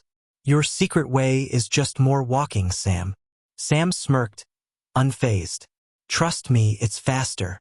Mia crossed her arms, unimpressed. You said that half an hour ago. Riley, who had been trailing slightly behind the group, barely heard them. His gaze was fixed on the tree-line, where the darkness thickened unnaturally. The trees swayed gently, yet the rustling leaves carried no real sound. An unsettling quiet had settled over the woods, as if something unseen lurked just beyond their sight. Then he saw it. Tunnel. It stood a short distance away, nestled within the undergrowth as though it had been waiting to be discovered. The entrance was wide, almost perfectly circular, framed by thick stone that looked ancient, weathered and cracked by time. Vines crawled up its sides like veins, and the mouth of the tunnel gaped open, swallowing the dim light of dusk. Riley stopped in his tracks. "Guys!" The others turned, following his gaze. Mia's brow furrowed. "That wasn't here before." Josh scoffed, rolling his eyes. "Of course it was. We just never noticed." Sam took a slow step forward, his head tilting in curiosity. "It's weird, though. No signs, no markings, just a tunnel in the middle of nowhere." Riley's stomach twisted. "It feels wrong." Josh grinned, his usual bravado kicking in. "Only one way to find out." Stepping inside was like entering another world. The first thing Riley noticed was the air thick, stagnant, clinging to his skin like a damp shroud. It smelled of old earth and something faintly metallic, a scent that sent an uneasy shiver down his spine. Their footsteps echoed eerily against the stone floor, the sound stretching unnaturally down the passage. The tunnel's walls were rough, made of uneven bricks that jutted out at odd angles, like bones pressing through thin skin. The deeper they moved, the more the darkness thickened, swallowing the edges of their vision. Josh flicked on his flashlight, and the narrow beam cut through the void. The tunnel extended far beyond what should have been possible, an impossibly long corridor stretching endlessly ahead. No curves, no breaks, just darkness.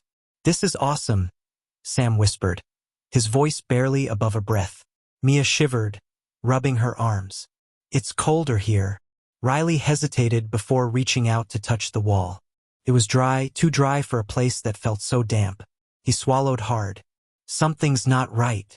Josh, oblivious to the growing tension, walked ahead with an easy confidence. He whistled, the sound bouncing around them before twisting into something unnatural. Distorted, stretched, warped. Mia flinched. "Let's not go too far." Josh smirked. "Scared." Mia scowled but didn't answer. Then, a whisper. Soft, almost a sigh. They all froze. Riley's breath caught in his throat. "Did you hear that?" No one answered. Josh lifted his flashlight, sweeping the beam ahead.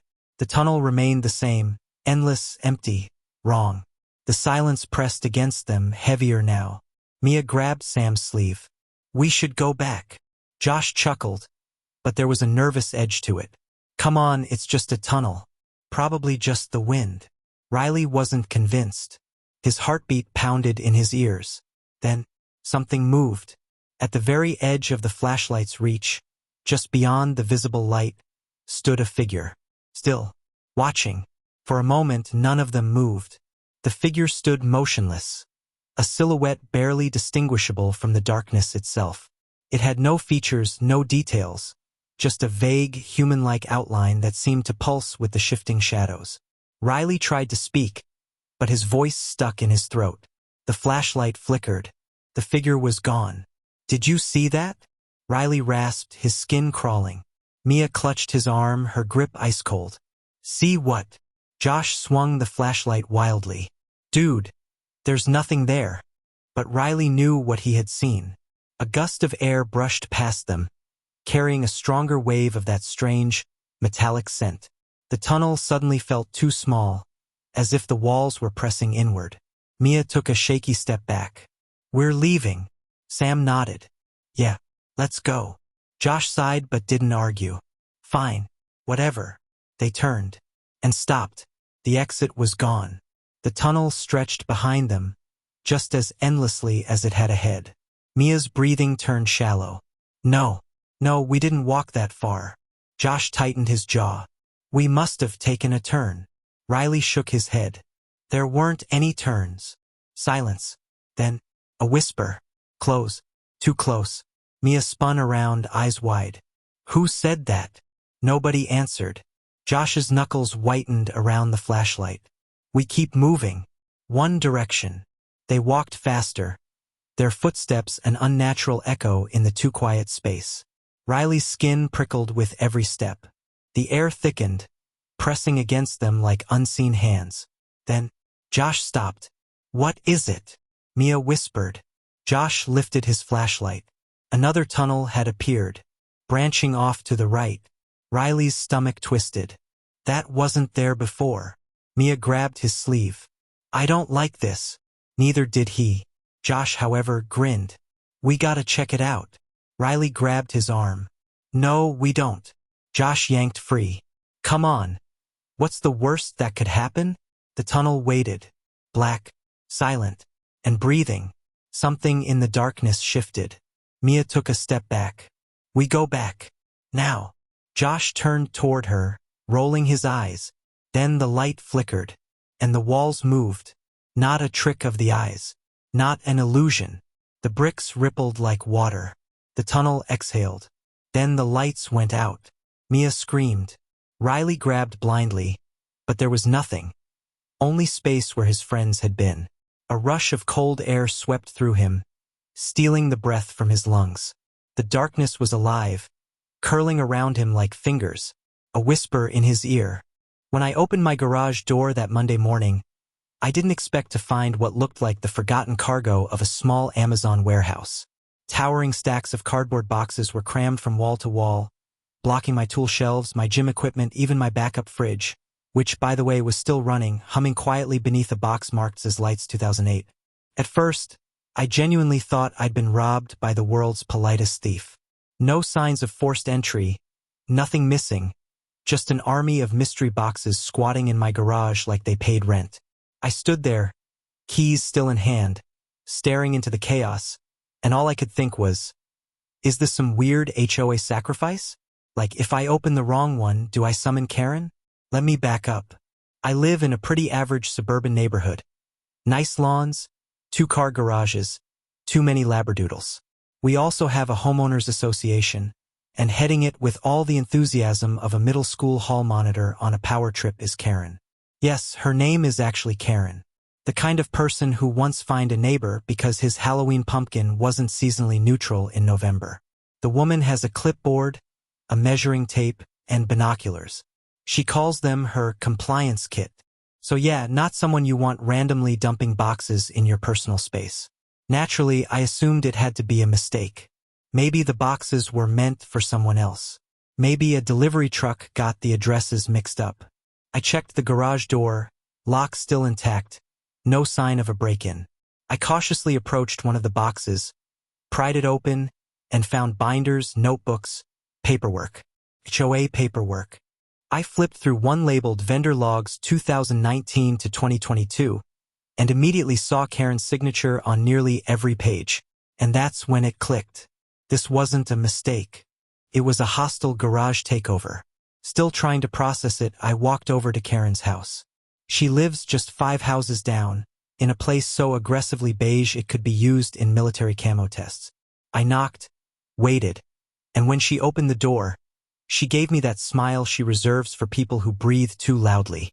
Before I could say a word, she chirped, "Oh good, you saw the boxes. I was hoping you wouldn't mind holding on to them for a few weeks." No apology, no explanation, just smug confidence, like she was doing me a favor by giving my garage a purpose. "It's just temporary," she added.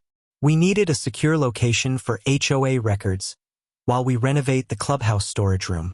Now, I'm not unreasonable. I can be a team player.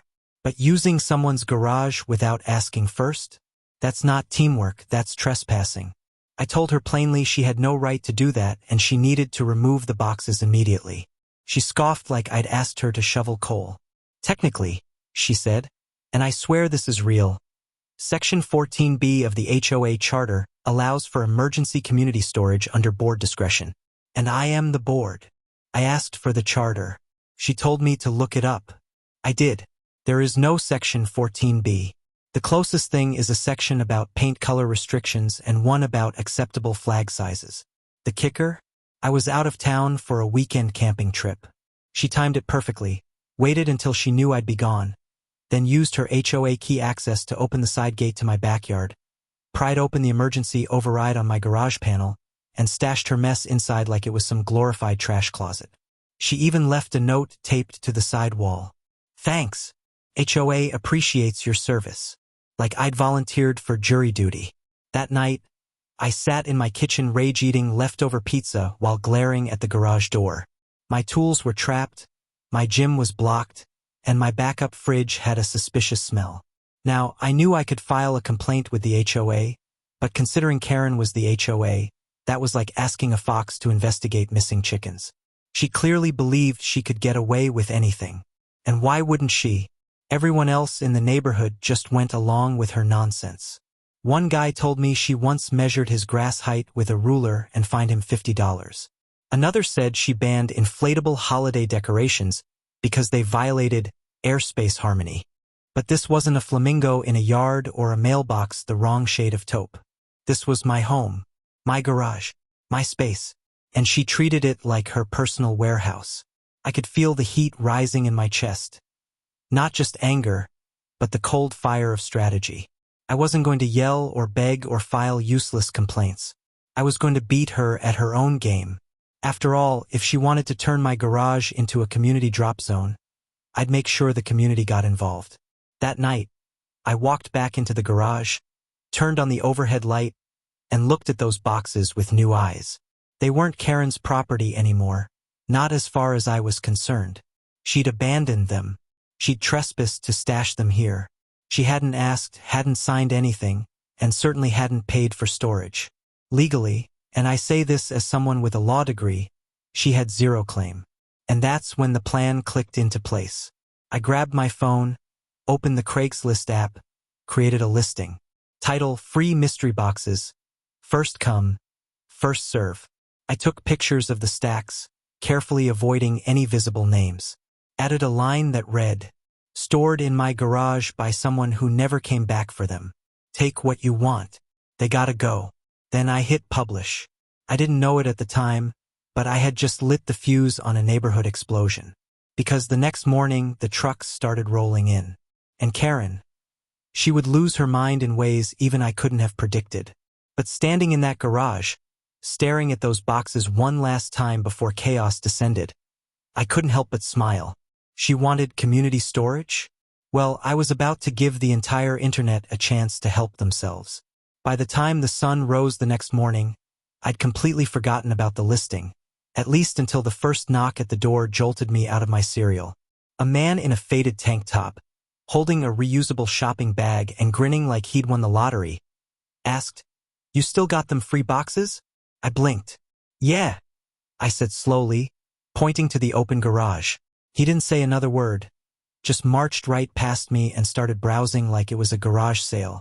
Within 15 minutes, 3 more people showed up. One of them backed an actual trailer into my driveway. They came with work gloves, dollies, and, in one case, a large thermos of coffee, like they were prepared for a full day's haul. I stood by the door, arms crossed, watching this parade of opportunists dig through Karen's kingdom of cardboard like raccoons at a buffet. And I have to admit, it was glorious. What surprised me most wasn't that people were showing up, but how fast it spread. Word of mouth in online giveaway groups moves at light speed. Apparently, someone posted about the haul on a local community page. Lo, amused, run. He did, or at least he thought he did. Because when the light returned, Josh was gone. The second tunnel was narrower, colder. Their footsteps barely echoed now, swallowed by the thick silence pressing in on all sides. The walls were damp, and the air had a strange metallic scent, like rust or blood. Mia's hand trembled in Riley's. "Josh, slow down." Josh didn't. He was ahead now, his flashlight bouncing off the slick stone walls. His steps were eager, careless. The deeper they went, the heavier the air became, pressing down on their chests like an unseen weight. Then, a sound. Faint. A slow, dragging noise, like something heavy being pulled across the ground. Josh stopped. The flashlight flickered again. Then I went out. Darkness swallowed them whole. Mia gasped. Riley fumbled for his phone, his fingers shaking. Josh! Silence. Then a single sound. A footstep. Not theirs. Sam cursed under his breath. Turn the light back on. Josh's voice came, shaky now. I'm trying. His breaths were shallow, uneven. Then, a breath. Right behind them. Soft. Slow. Mia screamed. Light flared back on. Josh was alone. Sam's voice cracked. Where's Riley? The tunnel was empty. No Riley. No footsteps. Just silence. Mia's breathing came fast. Ragged. He was right here. Her voice was barely above a whisper, but it echoed down the passage, stretching unnaturally into the darkness. Josh swallowed hard. Maybe he ran back? Mia shook her head violently. Riley wouldn't just. Then something new. A door. Old. Wooden. Standing in the wall where there had been nothing before. The wood was cracked and warped with age, its surface covered in deep scratches, as if something had tried to claw its way in. Or out. Josh raised his flashlight. Scratched into the surface, barely visible, were words. Do not open. Mia's voice trembled. We have to. Josh hesitated, his fingers tightening around the flashlight. Sam shook his head. This is a bad idea. But Mia was already stepping forward. Slowly, she reached for the handle. The brass knob was ice-cold under her fingers. She turned it. The door creaked open. Beyond it, darkness. Deep, endless. A black void that seemed to pull at them, swallowing the dim glow of their flashlight. And then, a figure. Tall. Still. Watching. Riley. Except, his eyes were wrong. Wide, unblinking, too dark. They didn't reflect the light. They absorbed it. Mia's breath caught. She stepped back, her pulse hammering in her ears. That's not him. Riley smiled. Not with his lips. With his teeth. Too many teeth. The door slammed shut. Riley was gone. Mia choked on a sob. Josh stumbled back, dragging Sam with him. The tunnel trembled. The air vibrated, an unnatural hum filling the space. Then, everything went black. Sunlight. Warm. Soft. Mia gasped, her eyes flying open. She was lying on her back, staring up at the sky. The trees swayed overhead, their leaves rustling in the breeze. The dirt road stretched behind them, untouched. Josh groaned, rubbing his head. What the hell just happened? His voice was thick with confusion. Sam sat up beside him, eyes wild. Where's Riley? They turned. The tunnel was gone. No entrance. No stone archway. Just trees and silence. Mia's hands shook. No. No, no, no. She scrambled to her feet, spinning in circles, searching, calling his name. Nothing. Josh paled. He was right there. He. Sam grabbed his arm, his voice urgent. We need to go. Mia's breath came in shudders. We can't just leave. Josh's voice was hollow. We already did. The wind shifted. A whisper. Soft. Familiar. Riley's voice. I never left.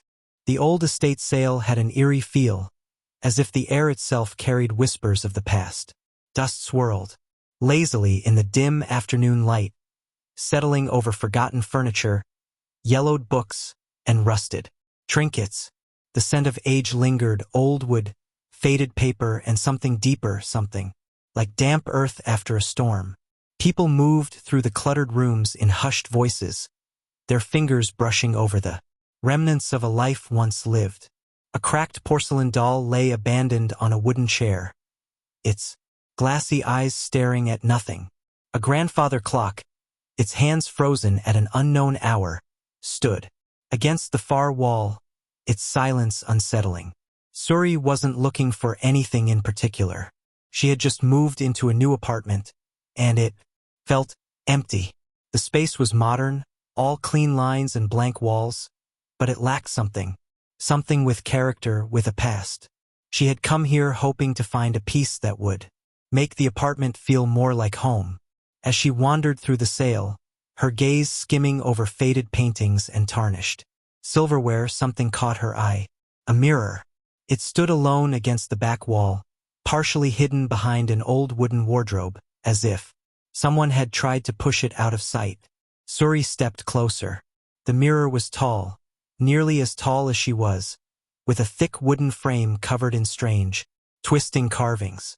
The patterns looked like vines curling and wrapping around the edges, but as she examined them, they seemed almost alive, shifting ever so slightly in the dim light.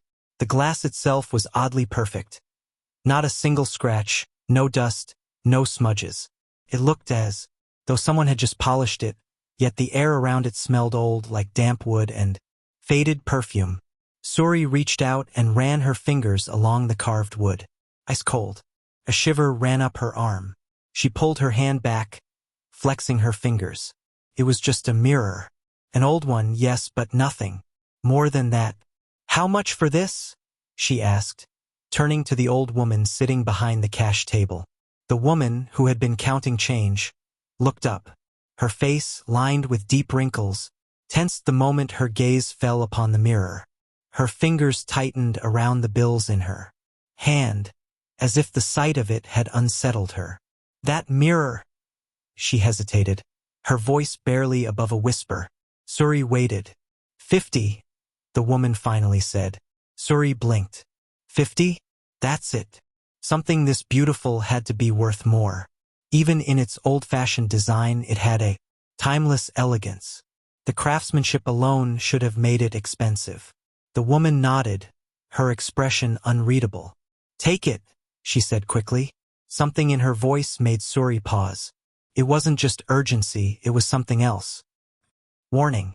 A prickle of unease crawled up Suri's spine, but she shook it off. The woman was probably just eager to get rid of old junk. She handed over the cash, lifted the mirror carefully, and carried it to her car. The frame was heavy, much heavier than it looked, but she managed to maneuver it into the back seat. As she reached the driver's seat, a strange sensation washed over her, like someone was watching. Her skin prickled. She glanced around. The parking lot was mostly empty. A few cars, an old lamppost flickering in the afternoon light, a single bird pecking at the pavement. But then, in the mirror's reflection, behind her, a shadow moved, a flicker quick and unnatural. She spun around. Nothing was there. Her chest felt tight, probably just her imagination. She had read too many horror stories, watched too many late-night movies. With a deep breath, she climbed into the car and started the engine.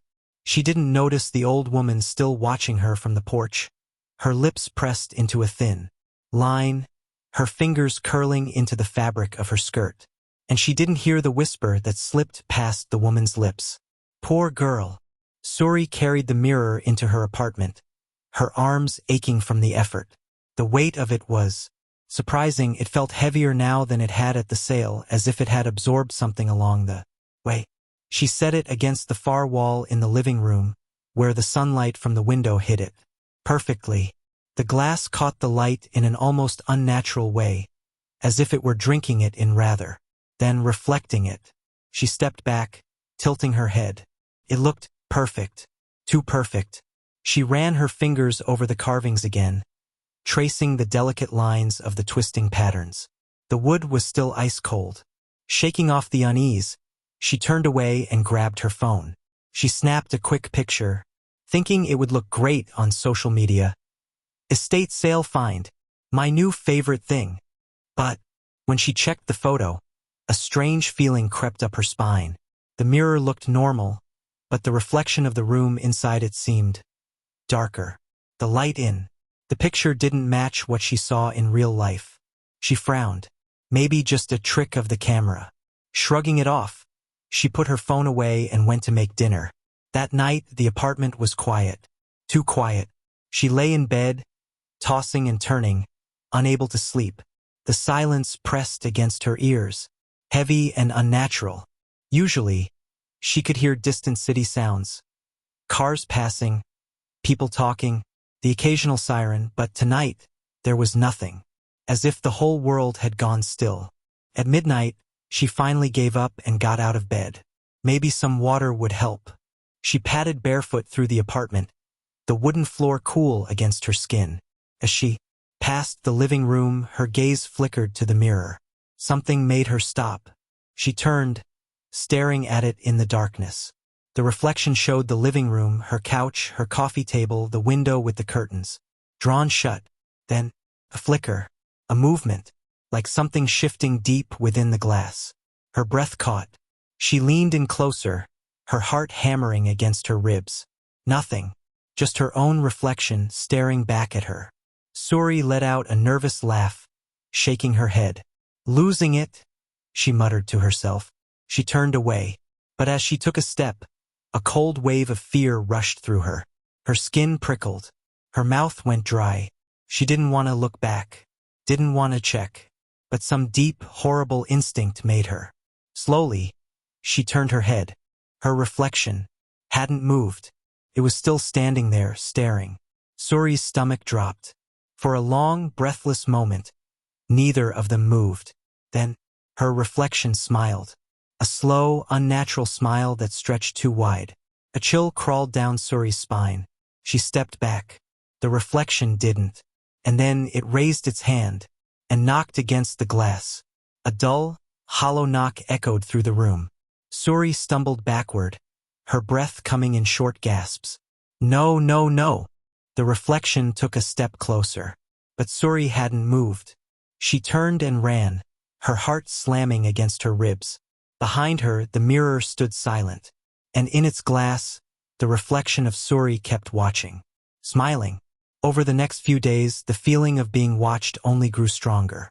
Sometimes, while reading or watching TV, she would catch movement in the corner of her eye, a flicker in the mirror, a shift. But whenever she looked directly at it, the reflection was still. Then came the whispers, soft, faint, almost like the wind. But there was no wind inside her apartment. One night, she woke up gasping, her heart racing. She had dreamt of standing in front of the mirror, unable to move, as something inside knocked against the glass from the other side.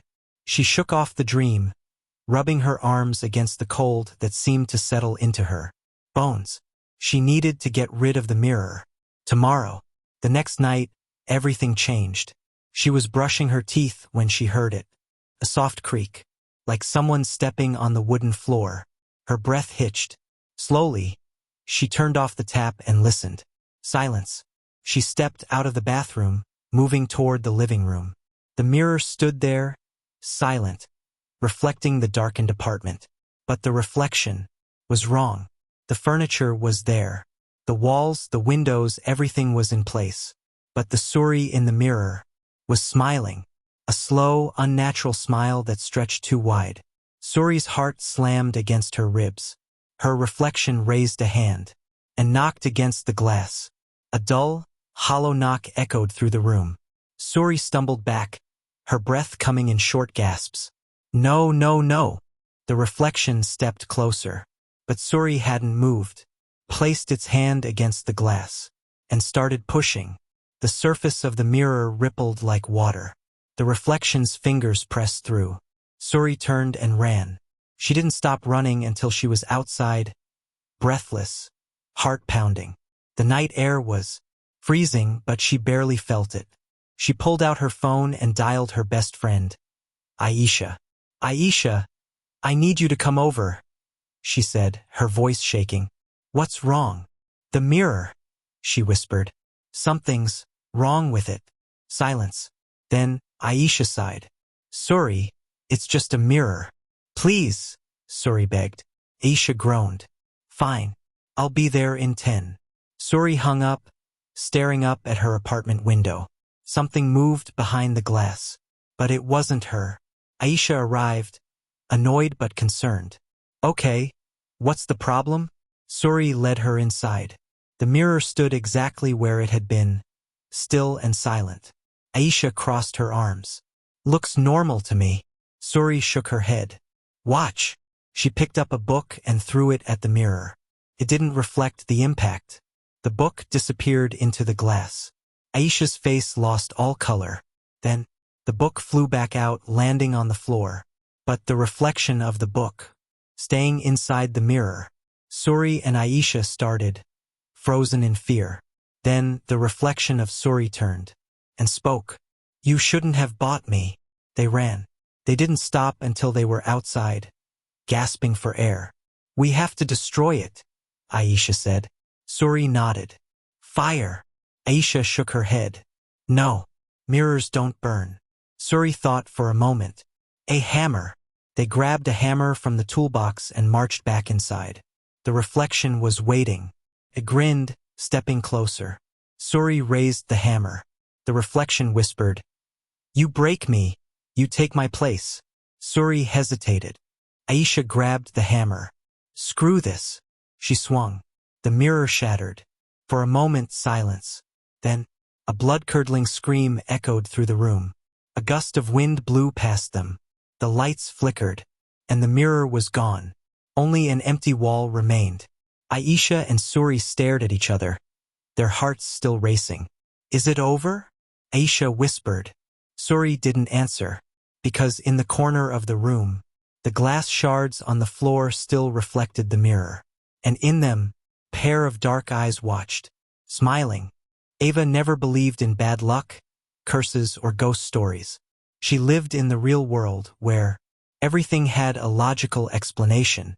Superstition was for people who needed something to blame when life didn't go their way.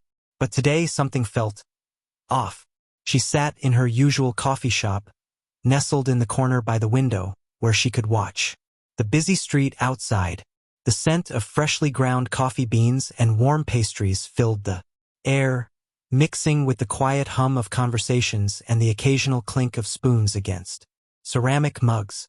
Her laptop sat open in front of her, emails waiting to be finished, but she had barely typed a sentence in the last 15 minutes. Someone was distracting her. Across the street, a man stood perfectly still. He wasn't checking his phone, wasn't smoking a cigarette, wasn't even looking around as if waiting for someone. He was just standing, watching. Ava's stomach tightened. He was dressed in a long, dark coat, his hands buried deep in his pockets. A street lamp cast a faint glow over the sidewalk, but his face remained shadowed, obscured just enough that she couldn't make out his features. Still, she could feel his gaze, locked onto her. A shiver crawled up her spine. She tore her eyes away, shaking off the unease. It was a city, people lingered all the time. Maybe he was waiting for a friend, or maybe he was just lost in thought. She was being paranoid. But the longer she sat there, the more uneasy she became. Minutes passed. She forced herself to focus on her laptop, tapping her fingers against the keyboard. But the words blurred together. The pull to glance out the window gnawed at her, an itch she couldn't ignore. Slowly, she looked up. Her breath caught. He was still there, standing in the exact same position. Ava swallowed hard. Okay, that was weird. Her fingers tightened around her coffee cup. He hadn't moved an inch in over 20 minutes. That wasn't normal, was it? Her hands felt clammy as she reached for her phone. Maybe she was overreacting. Maybe she just needed a second opinion. She lifted the camera, making sure to keep it subtle, and snapped a picture through the window. She sent it to Emma with a quick message. "Tell me I'm not crazy. This guy has been standing outside for 20 minutes, just staring." The reply came almost instantly. "What guy?" Ava frowned. She quickly typed back. "The one in the coat, right across the street." 3 dots appeared, then vanished. Then, "Ava, there's no one there." Her breath hitched. Her fingers trembled as she looked at the picture she had just taken. The sidewalk, the street lamp, the passing cars. No man. Heart pounding, she snapped her gaze up to the window again. The man was gone. Ava's stomach twisted into knots. She glanced around the cafe, searching for someone who might have noticed him. Someone who could confirm that she hadn't imagined it. But everyone was just carrying on as normal, oblivious. Her pulse pounded in her ears. She took a deep breath, forcing herself to calm down. Maybe Emma had just looked too quickly. Maybe the man had walked away right before she checked. Or maybe she was seeing something that wasn't there. The rest of the day felt like a blur. Ava tried to push the whole thing out of her mind, convincing herself that it was just her imagination playing tricks on her. But deep down, a sick feeling lingered. At lunchtime, she met Emma at their usual cafe, a cozy little place with wooden tables and mismatched chairs, filled with the warm scent of vanilla and cinnamon. They grabbed a spot by the window, sunlight casting long shadows across the sidewalk outside. Emma was already sipping on an iced latte, stirring the straw absent-mindedly. She looked up as Ava sat down. "Okay, tell me what's going on. You've been weird all morning." Ava hesitated, drumming her fingers against the table. "I swear I saw someone outside the coffee shop earlier. He was just standing there, staring. I took a picture and sent it to you, but you said there was no one there." Emma tilted her head, eyebrows knitting together. "Yeah, because there wasn't." Ava exhaled, shifting in her seat. "But I saw him, Emma. I know I did.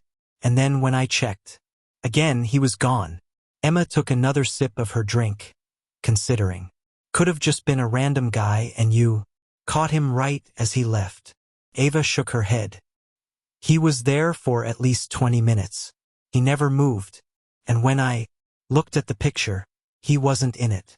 Emma's expression shifted, a flicker of concern in her eyes. "Okay. That is weird." She leaned forward. "You sure you're not just stressed? You've been working a lot lately." Ava let out a nervous laugh.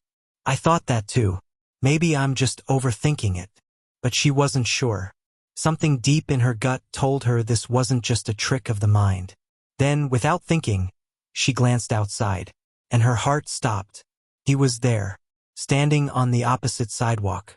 Same coat, same posture, still watching. Ava's breath came short and fast. She reached across the table, gripping Emma's wrist. "Look, do you see him now?" Emma followed her gaze, her brow furrowing. "See who?" Ava's stomach dropped. She turned back to the window. The man was right there. How could Emma not see him? Her throat went dry. "You seriously don't see anyone standing by that streetlight?" Emma's face twisted in confusion. She looked again, even leaned forward slightly. Then she shook her head. "Ava, there's no one there." Ava's hands felt cold, her fingers numb. This was wrong. This was so wrong. She turned back to Emma, then slowly back to the window. The man was gone. A wave of dizziness washed over her. She pressed a hand to her forehead. Maybe I really am just tired." Emma smiled gently, though the concern hadn't left her eyes. "See? Nothing to worry about." Ava forced a nod, even as every nerve in her body screamed that something was very, very wrong.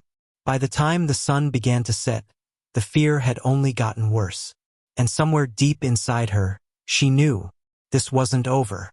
Ava walked home with quick, deliberate steps, her pulse hammering in her ears. The city around her was slowing down for the night, cars passing lazily, their headlights washing over empty sidewalks.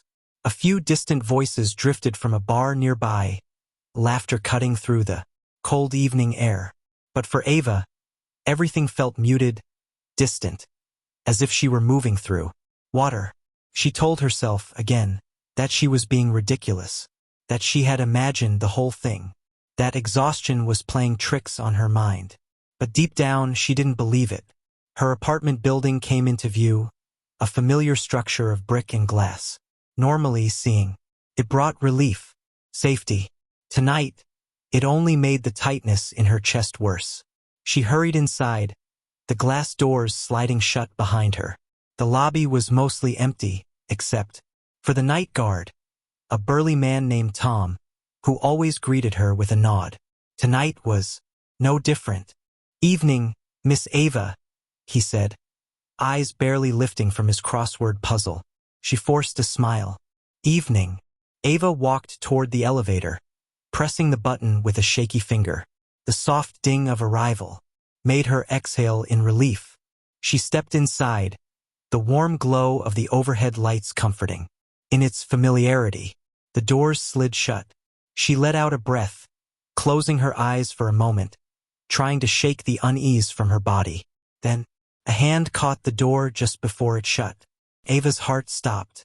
The metal doors slid open again, and before she could react, before she could even move, he stepped in. The man in the dark coat. Ava's breath caught in her throat. Every hair on her body stood on end. He didn't say a word. He didn't even look at her. He stood at the far end of the elevator, near the corner, his posture unnaturally stiff. The dim lighting barely touched his face, keeping his features hidden in shadow. Ava's entire body screamed at her to run, to do something, but she couldn't move. Her hands clenched into fists at her sides, nails digging into her palms. She wanted to reach out to press the emergency button, but her arms felt like they were made of lead. The elevator doors slid shut. The small space suddenly felt suffocating. The only sound was the soft hum of the elevator as it ascended. Ava swallowed hard. Her throat felt dry. Then, the man turned his head slightly. Not fully. Not enough for her to see his whole face. Just enough to let her know that he was aware of her. That he knew she was there. The air thickened, pressing down on her like an unseen weight. The elevator dinged. The doors slid open. He stepped out. Ava let out a shaky breath, relief flooding her chest. Then he did something that made her stomach drop. He smiled. The sight of it sent an icy wave through her body. His mouth stretched too wide, the corners pulling unnaturally far. His teeth too sharp, gleamed under the dim hallway lights. Ava felt like the floor had vanished beneath her. She was frozen, unable to move, unable to breathe, as he disappeared down the hallway. The doors shut again, sealing her inside the metal box. Ava slammed the button for her floor, heart hammering against her ribs. Her hands trembled violently as she squeezed her eyes shut. This isn't real. This isn't real. The elevator dinged again. Her floor. She stumbled out, fumbling for her keys with shaking fingers. The hallway stretched in front of her, long and empty. Every step felt too loud, echoing in the silence. Finally, she reached her apartment. She shoved the key into the lock, twisting it with more force than necessary. The door swung open, and she practically threw herself inside, slamming it shut behind her. She locked the deadbolt, then the chain. Then she pressed her back against the wood, her chest rising and falling in quick, uneven breaths. Silence. She was alone, but she couldn't shake the feeling. He wasn't gone. Somewhere he was waiting, watching, and the next time she saw him, she might not be able to look away. Ava barely slept. Every time she closed her eyes, she saw him, standing there, staring, his face just out of reach. That awful, too wide smile burned into her mind. At some point, exhaustion overtook her, but it was a restless, dream-ridden sleep. She woke up to the sound of her phone buzzing on the nightstand. A message from Emma. "Hey, you okay? You were acting weird yesterday." Ava hesitated before typing back. "Yeah, just tired.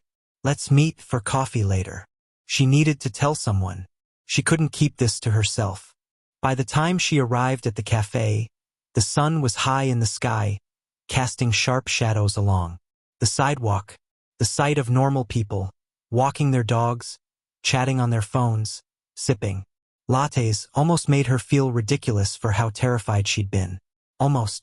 Emma was already at a table, sipping her drink. She looked up and frowned. "Wow, you look like you've seen a ghost." Ava forced a laugh. "That's not far from the truth." Emma set her cup down. "Okay, spill." Ava hesitated, then leaned in, lowering her voice. "The man I told you about. I saw him again. Last night." Emma's expression shifted. "You mean the one you thought you saw?" "No," Ava said, voice tight. "I saw him. In the elevator. He got in with me." Emma's eyes widened. "What? Did he say anything?" Ava shook her head. "No. But he turned to me and he smiled." "Emma, it wasn't a normal smile. It was..." She shivered, rubbing her arms. "Wrong. His mouth was too wide. His teeth. She stopped, swallowing hard. Emma's concern deepened. Ava, are you sure this isn't just your mind playing tricks on you? Maybe you're stressed or sleep-deprived. I know what I saw, Ava snapped, a little too harshly. Emma held up her hands. Okay. What do you want to do? Ava exhaled, rubbing her temples. I don't know, but I have a feeling this isn't over. Emma reached across the table, squeezing her hand. We'll figure it out. You're not alone. Ava nodded, though she wasn't sure she believed it. Because as she looked out the cafe window, there he was, standing across the street, watching. Ava's blood ran cold. She turned to Emma, barely able to get the words out. Tell me you see him. Emma followed her gaze, then frowned. Ava, there's no one there. Ava felt the world tilt beneath her. She turned back. The man was gone. Ava clutched the table to keep from swaying. Her pulse thundered in her ears. And deep inside she knew, this wasn't just a stalker. It wasn't even human. And whatever it wasn't done with her yet. Noah was 6 years old when he first saw the shadow under his bed. It was late at night and the warm glow of his nightlight cast a dim circle of light onto the floor, but it wasn't enough to push back the heavy darkness pooling beneath the wooden frame. He lay on his back, staring at the ceiling, his small hands clutching the blanket to his chin, as if the fabric alone could protect him from the creeping unease building in his chest. The house was silent. His parents had gone to bed an hour ago, and even the distant hum of the refrigerator had stopped. The only sound was the soft ticking of the clock on his wall. But Noah could hear something else. A faint whispering, barely more than a breath, coming from under his bed. At first he thought it was the wind. He turned his head toward the window, but the curtains remained still. There was no draft, no rustling of leaves outside. The windows were shut tight, sealed against the cold autumn night. He held his breath, straining his ears. The sound was so soft, like a voice just on the edge of hearing, murmuring words he couldn't quite understand. Curiosity, mixed with fear, gripped his small body. His fingers clutched the blanket tighter, but he found himself shifting closer to the edge of the mattress. Slowly, hesitantly, he leaned over and peered into the darkness below. A pair of eyes stared back at him. Noah's breath caught in his throat. His heart pounded so hard it felt like it might burst. The eyes weren't like his own, weren't like anything he had ever seen before. They weren't white. They weren't blue or brown or green. They were black, darker than the shadows around them, yet somehow still gleaming. Then they blinked. Noah gasped, jerking upright. His tiny hands clutched at the blanket as he scrambled backward, pressing himself against the headboard. His breathing was quick and shallow, and for a moment he thought about calling for his parents. But what if they didn't believe him? He squeezed his eyes shut and yanked the blanket over his head, curling into a ball. His fingers trembled as he pressed them against his ears, trying to block out everything. But the whispering didn't stop. It was there, slithering through the silence, filling the room like a soft breeze carrying the echoes of 100 voices. It didn't grow louder, but it didn't fade either. Noah lay like that for what felt like hours, his small body shaking beneath the covers. Eventually, exhaustion won. His limbs grew heavy, and his racing heart slowed. His mind drifted toward sleep, but just before he surrendered to it, he heard something that made his skin crawl. A whisper right next to his ear. Noah! The morning light flooded Noah's room, turning the shadows into harmless shapes. The fear from the night before still clung to him like cobwebs, but in the safety of the day it almost felt silly. Almost. Noah wasted no time rushing into the kitchen, where his parents sat at the table. His mother was sipping her coffee, her dark curls still messy from sleep, while his father read the newspaper, occasionally taking a bite of his toast. Mom! Dad! Noah's voice was urgent, his tiny hands gripping the edge of the table. There's something under my bed. His mother lowered her cup, concern flashing in her warm brown eyes. What do you mean? "Sweetheart, I saw it last night. It had eyes, and it whispered to me." Noah's voice wavered, his small body tense with the weight of what he had seen. His father chuckled, shaking his head. "It's just your imagination, buddy. Maybe a bad dream." "No!" Noah shook his head fiercely. "It was real. I saw it move." His father sighed, folding the newspaper and setting it aside. "Noah, you're old enough to know that monsters aren't real. Shadows are just tricks of the light." "But—" "No buts," his father said firmly. "You're letting your imagination run wild." Noah's mother gave him a gentler look. "How about I check under your bed tonight? If there's nothing there, will you promise to sleep without worrying?" Noah hesitated. He wanted to believe that if his mom looked, she'd see it too. That she'd believe him. "Okay," he mumbled. That night, after tucking Noah in, his mother knelt beside his bed. The warm glow of the nightlight cast long shadows across the room, but she didn't seem scared. She lifted the blanket and peeked underneath. "See?" She turned to him with a smile. "Nothing but dust bunnies." She ruffled his hair, pressing a kiss to his forehead. "Now get some sleep, love." Noah wanted to believe her. He really did. But as soon as she left the room and closed the door, the whispering started again. And this time it called his name. Over the next few nights, things got worse. The whispering never stopped. It was there every night, just beyond his understanding, soft, raspy, filled with something wrong. Noah tried to ignore it. He buried his face in his pillow, squeezed his eyes shut, and counted sheep, but ignoring it didn't make it go away. The shadow didn't just whisper anymore. It moved.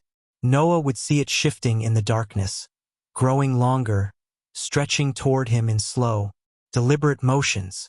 The eyes would flicker open and shut, blinking at him like something alive. One night, he tried to be brave. He sat up in bed, gripping his blanket like a shield, and whispered, "Who are you?" The whispering stopped. The silence stretched. And then it laughed. A dry, crackling sound, like dead leaves rustling in the wind, like something ancient, something that had been waiting a very, very long time. Noah screamed. His father burst into the room, flipping on the light. The brightness chased away the shadows, leaving nothing but the normal shapes of his toys and furniture. "Noah, what is it?" His father's face was a mixture of exhaustion and irritation. "The shadow," Noah cried. "It laughed at me." His father groaned, rubbing his temples. "Noah, enough. There's no such thing as a shadow that talks. You're letting your imagination get the best of you." "But—" "No buts." His father's voice was firm. "If you keep this up, we'll have to take away your nightlight. You're too old for this nonsense." Tears burned in Noah's eyes. He wanted to stop being scared. He wanted to believe his dad. But the shadow wouldn't leave him alone. And worse, it was getting closer. By the end of the week, Noah stopped sleeping. His face grew pale and dark circles bloomed under his eyes. He refused to play with his toys and refused to eat much at dinner. His mother started to worry. "I think something is really bothering him," she whispered to her husband one evening. "Maybe he's getting sick." His father sighed. "Or maybe he's just looking for attention. You baby him too much." "I don't know. This is different. He looks scared all the time." That night, his mother stayed up later than usual. Just as she was about to go to bed, she heard something faint, almost like wind whistling through a crack in the window, except the windows were shut. Frowning, she walked down the hall and stopped outside Noah's door. She pressed her ear against it. Whispers. Low, raspy voices, more than one. Chills ran down her spine. She swung the door open. Noah was sitting up in bed, trembling. His wide eyes locked on the darkness under his bed. His lips were moving, but no sound came out. "Noah?" she called. He flinched and turned to her, his face pale as a ghost. "It's trying to come out," he whispered. Her stomach dropped. That night, Noah's mother refused to leave his room. She brought in a chair and sat beside his bed, determined to prove to him and to herself that there was nothing to be afraid of. Hours passed. The house was silent. Then, a slow, scraping sound came from under the bed. Noah's mother froze. Her breath hitched. Had she imagined it?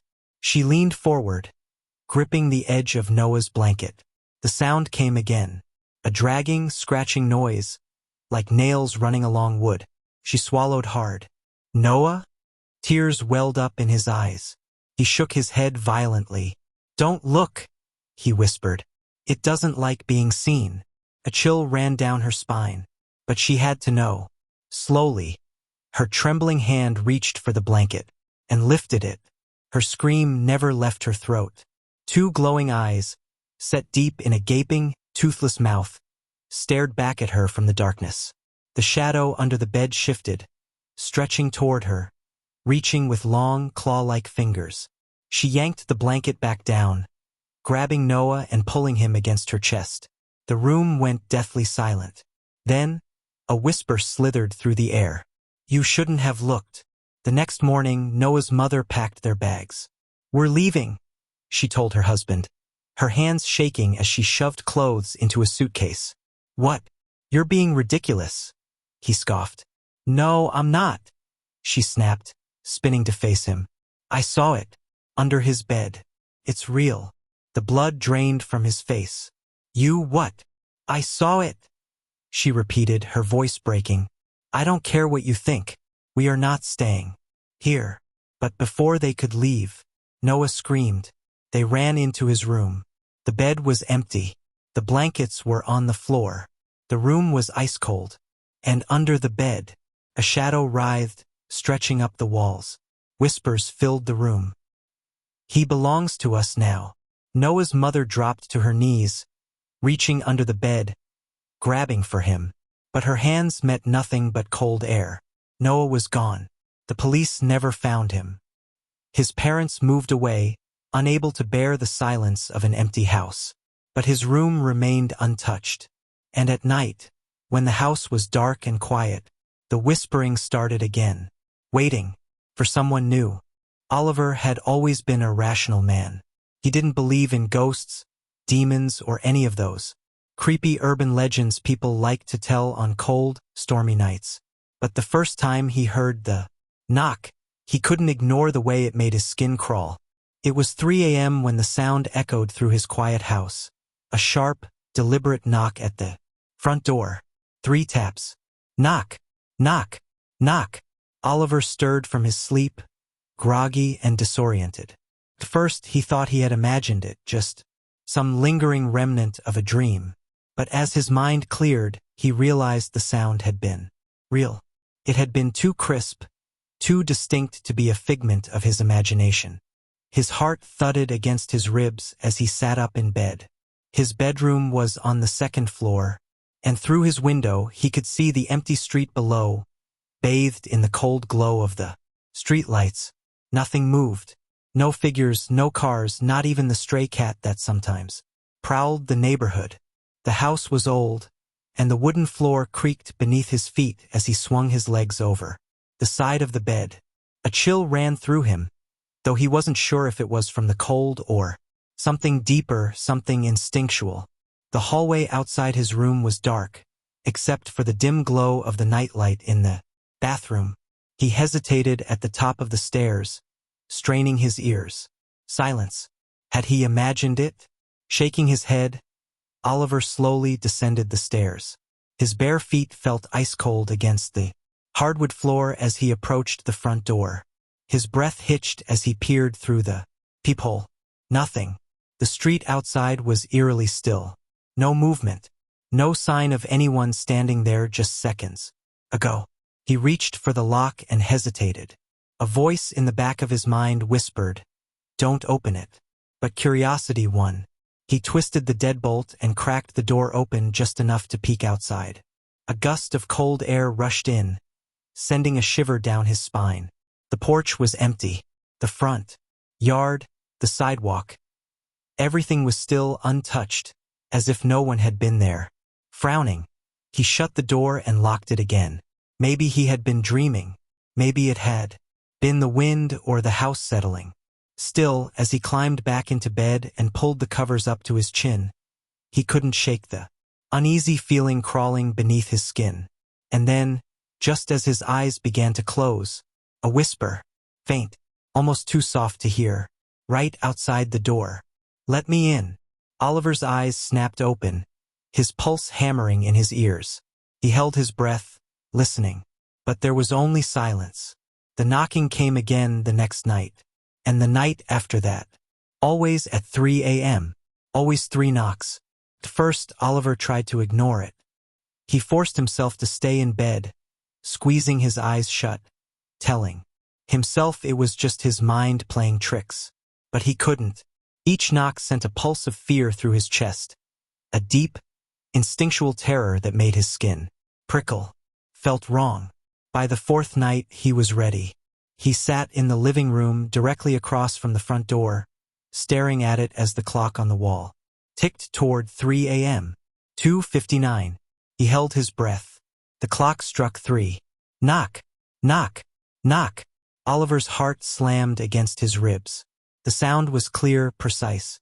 There was no mistaking. Something was standing outside his house. He clenched his fists, his nails digging into his palms. This time, he wouldn't be afraid. This time, he would catch whoever was playing this twisted game with him. He grabbed the baseball bat he had brought downstairs earlier and rose to his feet, his pulse thundering in his ears as he approached the door. One deep breath. His hand tightened around the doorknob, and then he yanked it open. Nothing. The porch was empty. The street was deathly still. But something was different this time.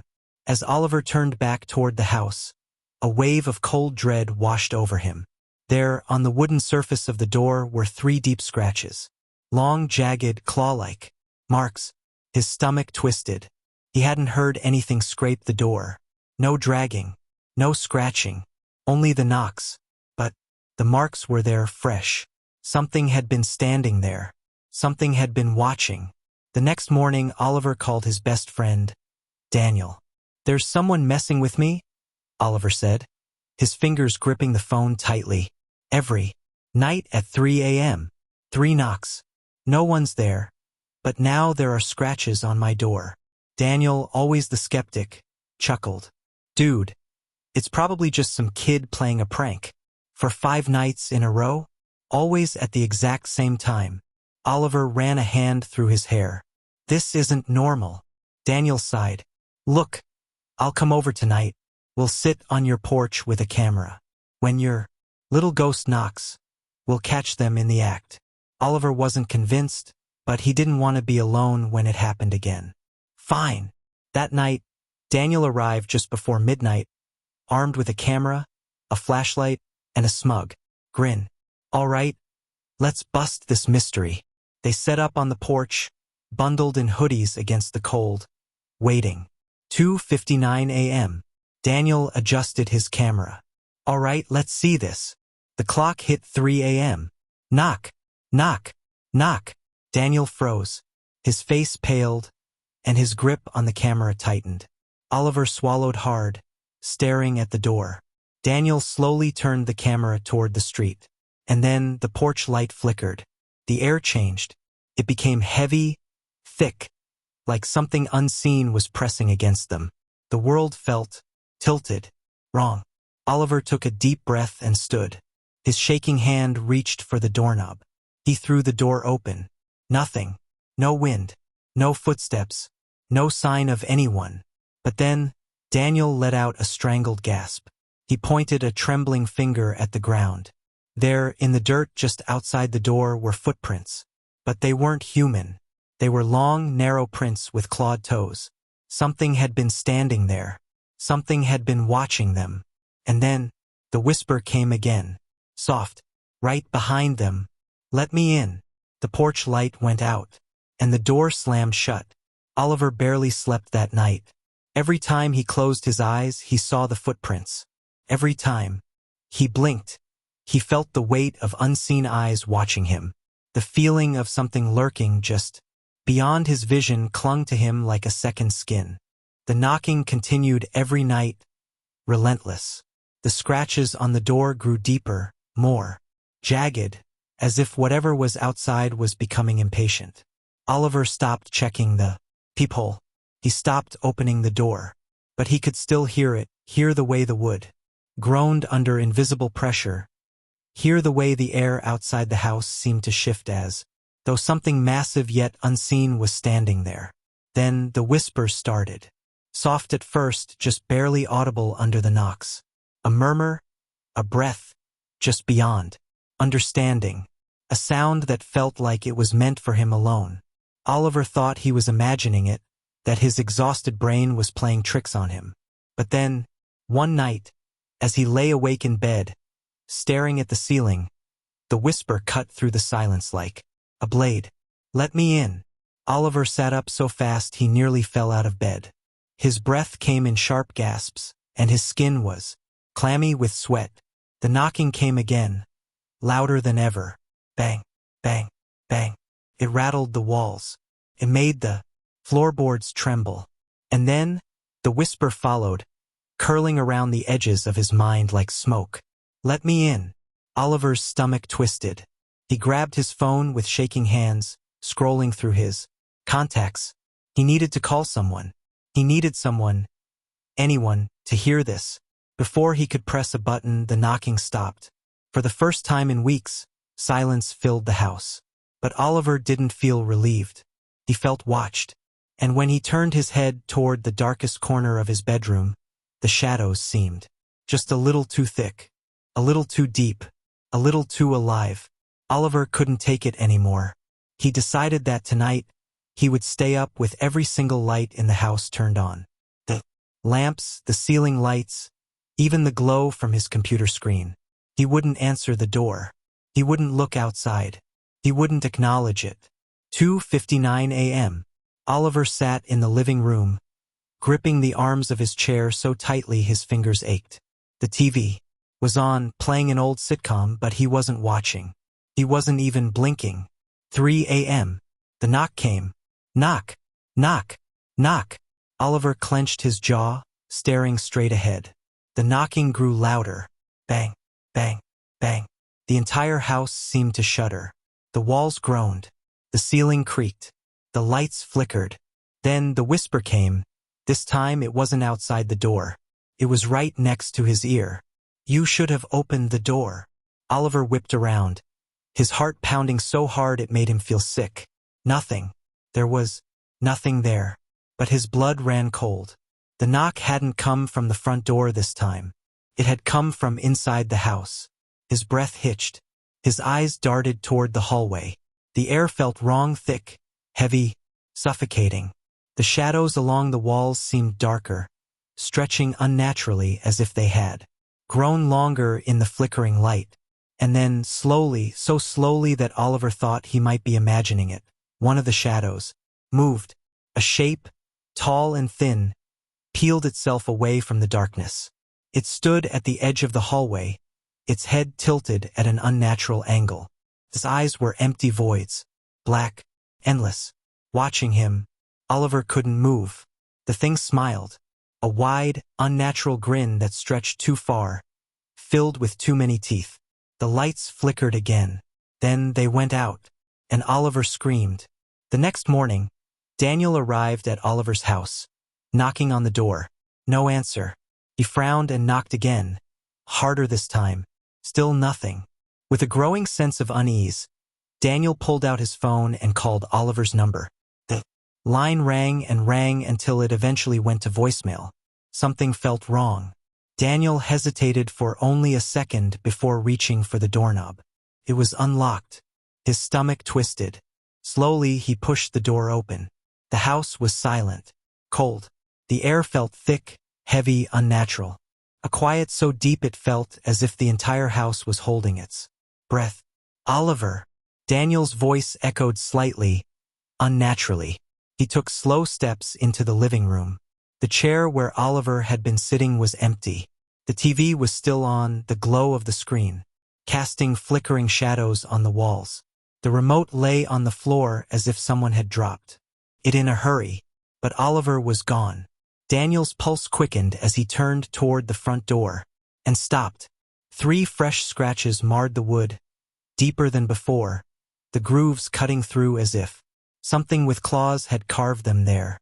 And beneath them, written in smeared, blackened marks, were 2 words. 2 words that sent a chill down Daniel's spine, that made the air in his lungs feel like ice. Let me in. The night air was crisp, carrying the scent of damp earth and fallen leaves. A full moon hung low in the sky, casting eerie silver light over the old graveyard on the outskirts of town. The place had always been the center of ghost stories, the kind that parents told their kids to keep them from wandering too far at night. But for Jake, Lena, Ryan, and Ashley, it was just another challenge. Come on, it's just a graveyard. What's the worst that could happen? Jake smirked, shoving his hands into the pockets of his hoodie. Lena rolled her eyes, shifting nervously on her feet. You say that now, but if we get caught trespassing, it's your fault. Ryan, the self-proclaimed ghost expert of the group, grinned. I heard the caretaker doesn't even check this place at night. Besides, people say it's haunted. Wouldn't it be cool to see if it's true? His voice held a thrill that the others didn't quite share. Ashley hugged herself. I don't know, guys. Sneaking into a graveyard at midnight feels wrong. Oh, come on, Ash. Jake nudged her with his elbow. It's just for fun. What? You scared? Ashley glared at him. I didn't say that. Then let's go. The 4 teenagers squeezed through the rusted bars of the cemetery gate, their feet crunching against dead leaves and gravel. The cemetery was old, one of the oldest in town. Cracked. Tombstones jutted out of the earth at odd angles, their names and dates barely legible from years of erosion. Some graves had sunken into the ground, the soil disturbed as if something had clawed its way out. The deeper they went, the more suffocating the air became. The scent of rotting wood and damp moss clung to their noses. The wind whistled through the bare branches of the ancient trees, creating a sound almost like whispers. Lena hugged her arms. I don't like this place. Jake scoffed. It's just an old cemetery. What's there to be afraid of? Ashley stopped suddenly. Her skin prickled with an unnatural chill. Did you hear that? Jake chuckled. Nice try. You're not scaring me. Ryan, however, had gone pale. No, I heard it too. A whisper. Soft. Faint. Calling a name. Lena. Lena's breath caught in her throat. She spun around, scanning the darkness. Who said that? No one answered. The wind howled, but underneath it, the whisper came again. Ryan. Ryan stiffened. Okay, who's messing with us? His voice was tight, forced. Ashley's fingers dug into his arm. It's not funny. Stop. I swear it's not me. Jake raised his hands. I didn't say anything. Then they heard it again. Jake! A breathy whisper, drifting from the graves. The voice was neither male nor female, just a sound like wind through hollow bones. Ashley's eyes widened in terror. Let's get out of here. Lena turned to run, but then, Ashley! The whisper came from directly behind her. She whirled around, expecting to see someone standing there. But there was no one, just rows of old, crumbling tombstones. The air grew colder. The wind stopped. The night was silent, dead silent. Ashley's breath came in quick, shallow gasps. We have to leave. Now. Jake, normally the fearless one, looked shaken. Yeah, okay. Let's go.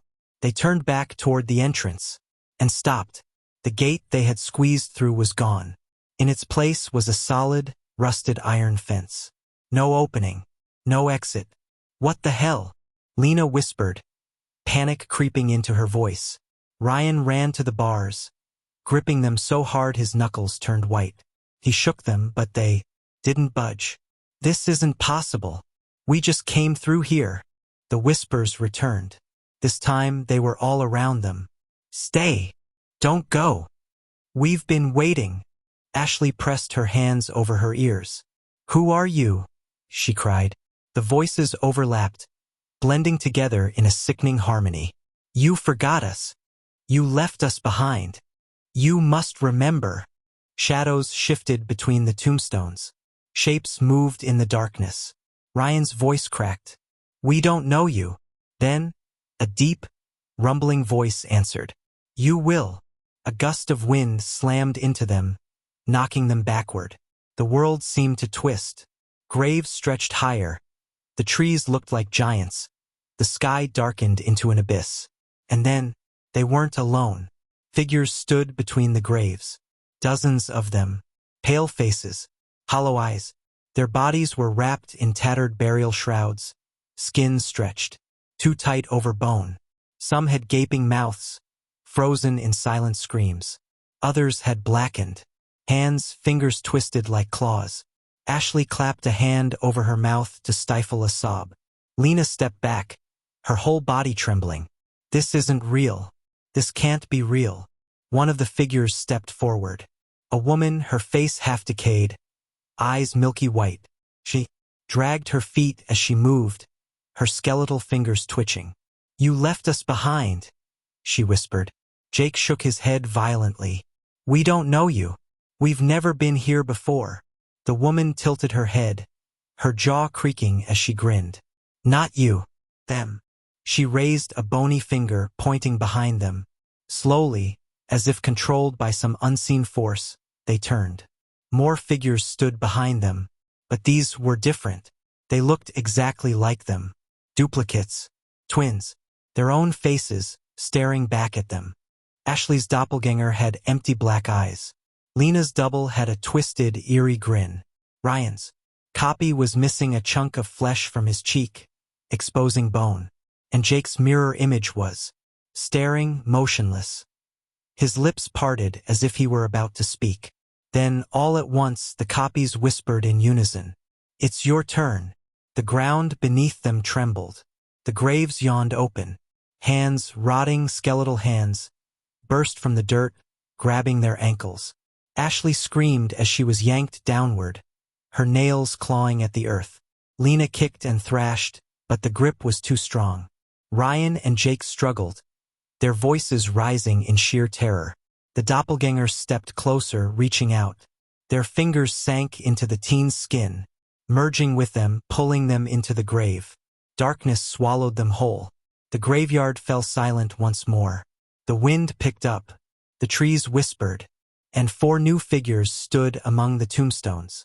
Pale faces, hollow eyes, waiting for the next visitors to enter the graveyard, to hear the whispers, to take their place. The ghostly copies of the 4 teenagers stood motionless, their hollow expressions eerily, mirroring their own. Their eyes, dull and lifeless, seemed to pierce right through them. Then all at once, they spoke in a whispering chorus. You left us here. Ashley's heart pounded violently against her ribs. I don't understand, she choked out, her voice barely above a whisper. The first ghostly figure, the woman with the decayed face, stepped forward. Her movements were slow, deliberate, as if the air around her resisted her existence. Long ago, she rasped, her voice layered with sorrow. We were just like you, young, alive. We came here on a dare, just as you did.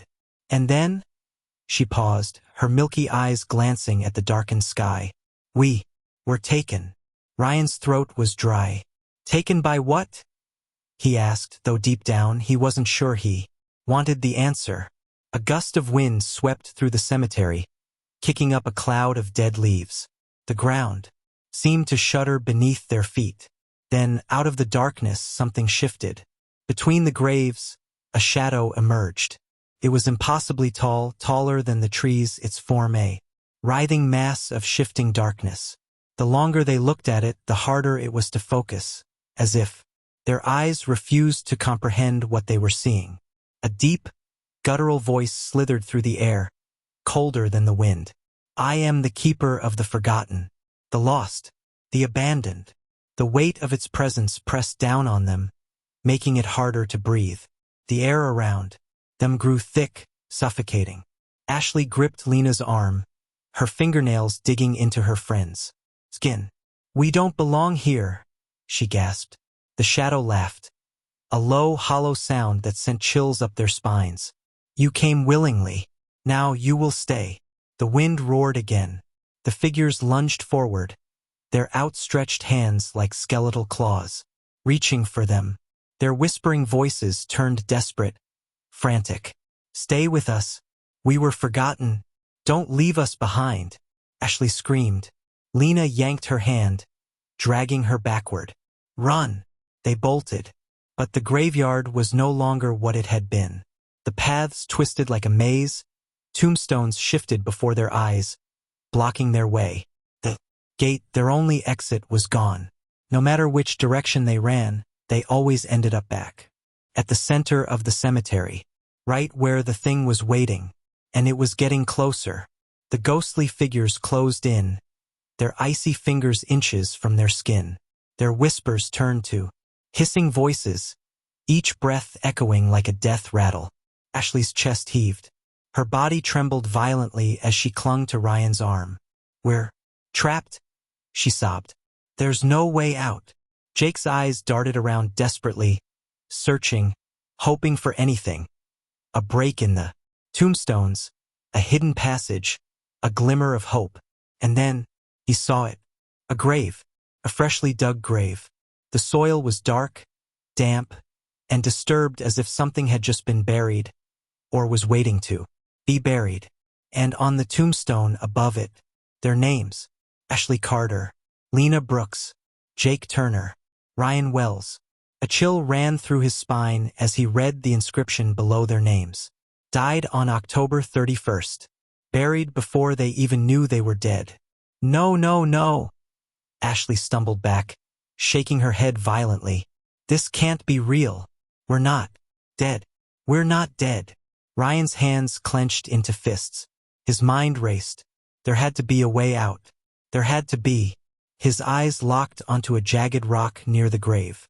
His fingers closed around it and without thinking, he lifted it high above his head and smashed it against the tombstone. Crack. The marble split in two. Instantly, the ground trembled.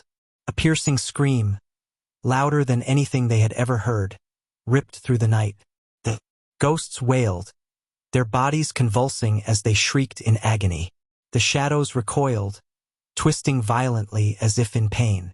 The air itself seemed to bend and warp. Around them, the wind howled, stronger than before.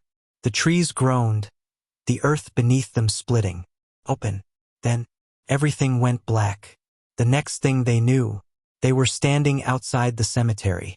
The rusted gate was wide open. The full moon still hung in the sky. The night was still, silent. No whispers, no figures, no shadows.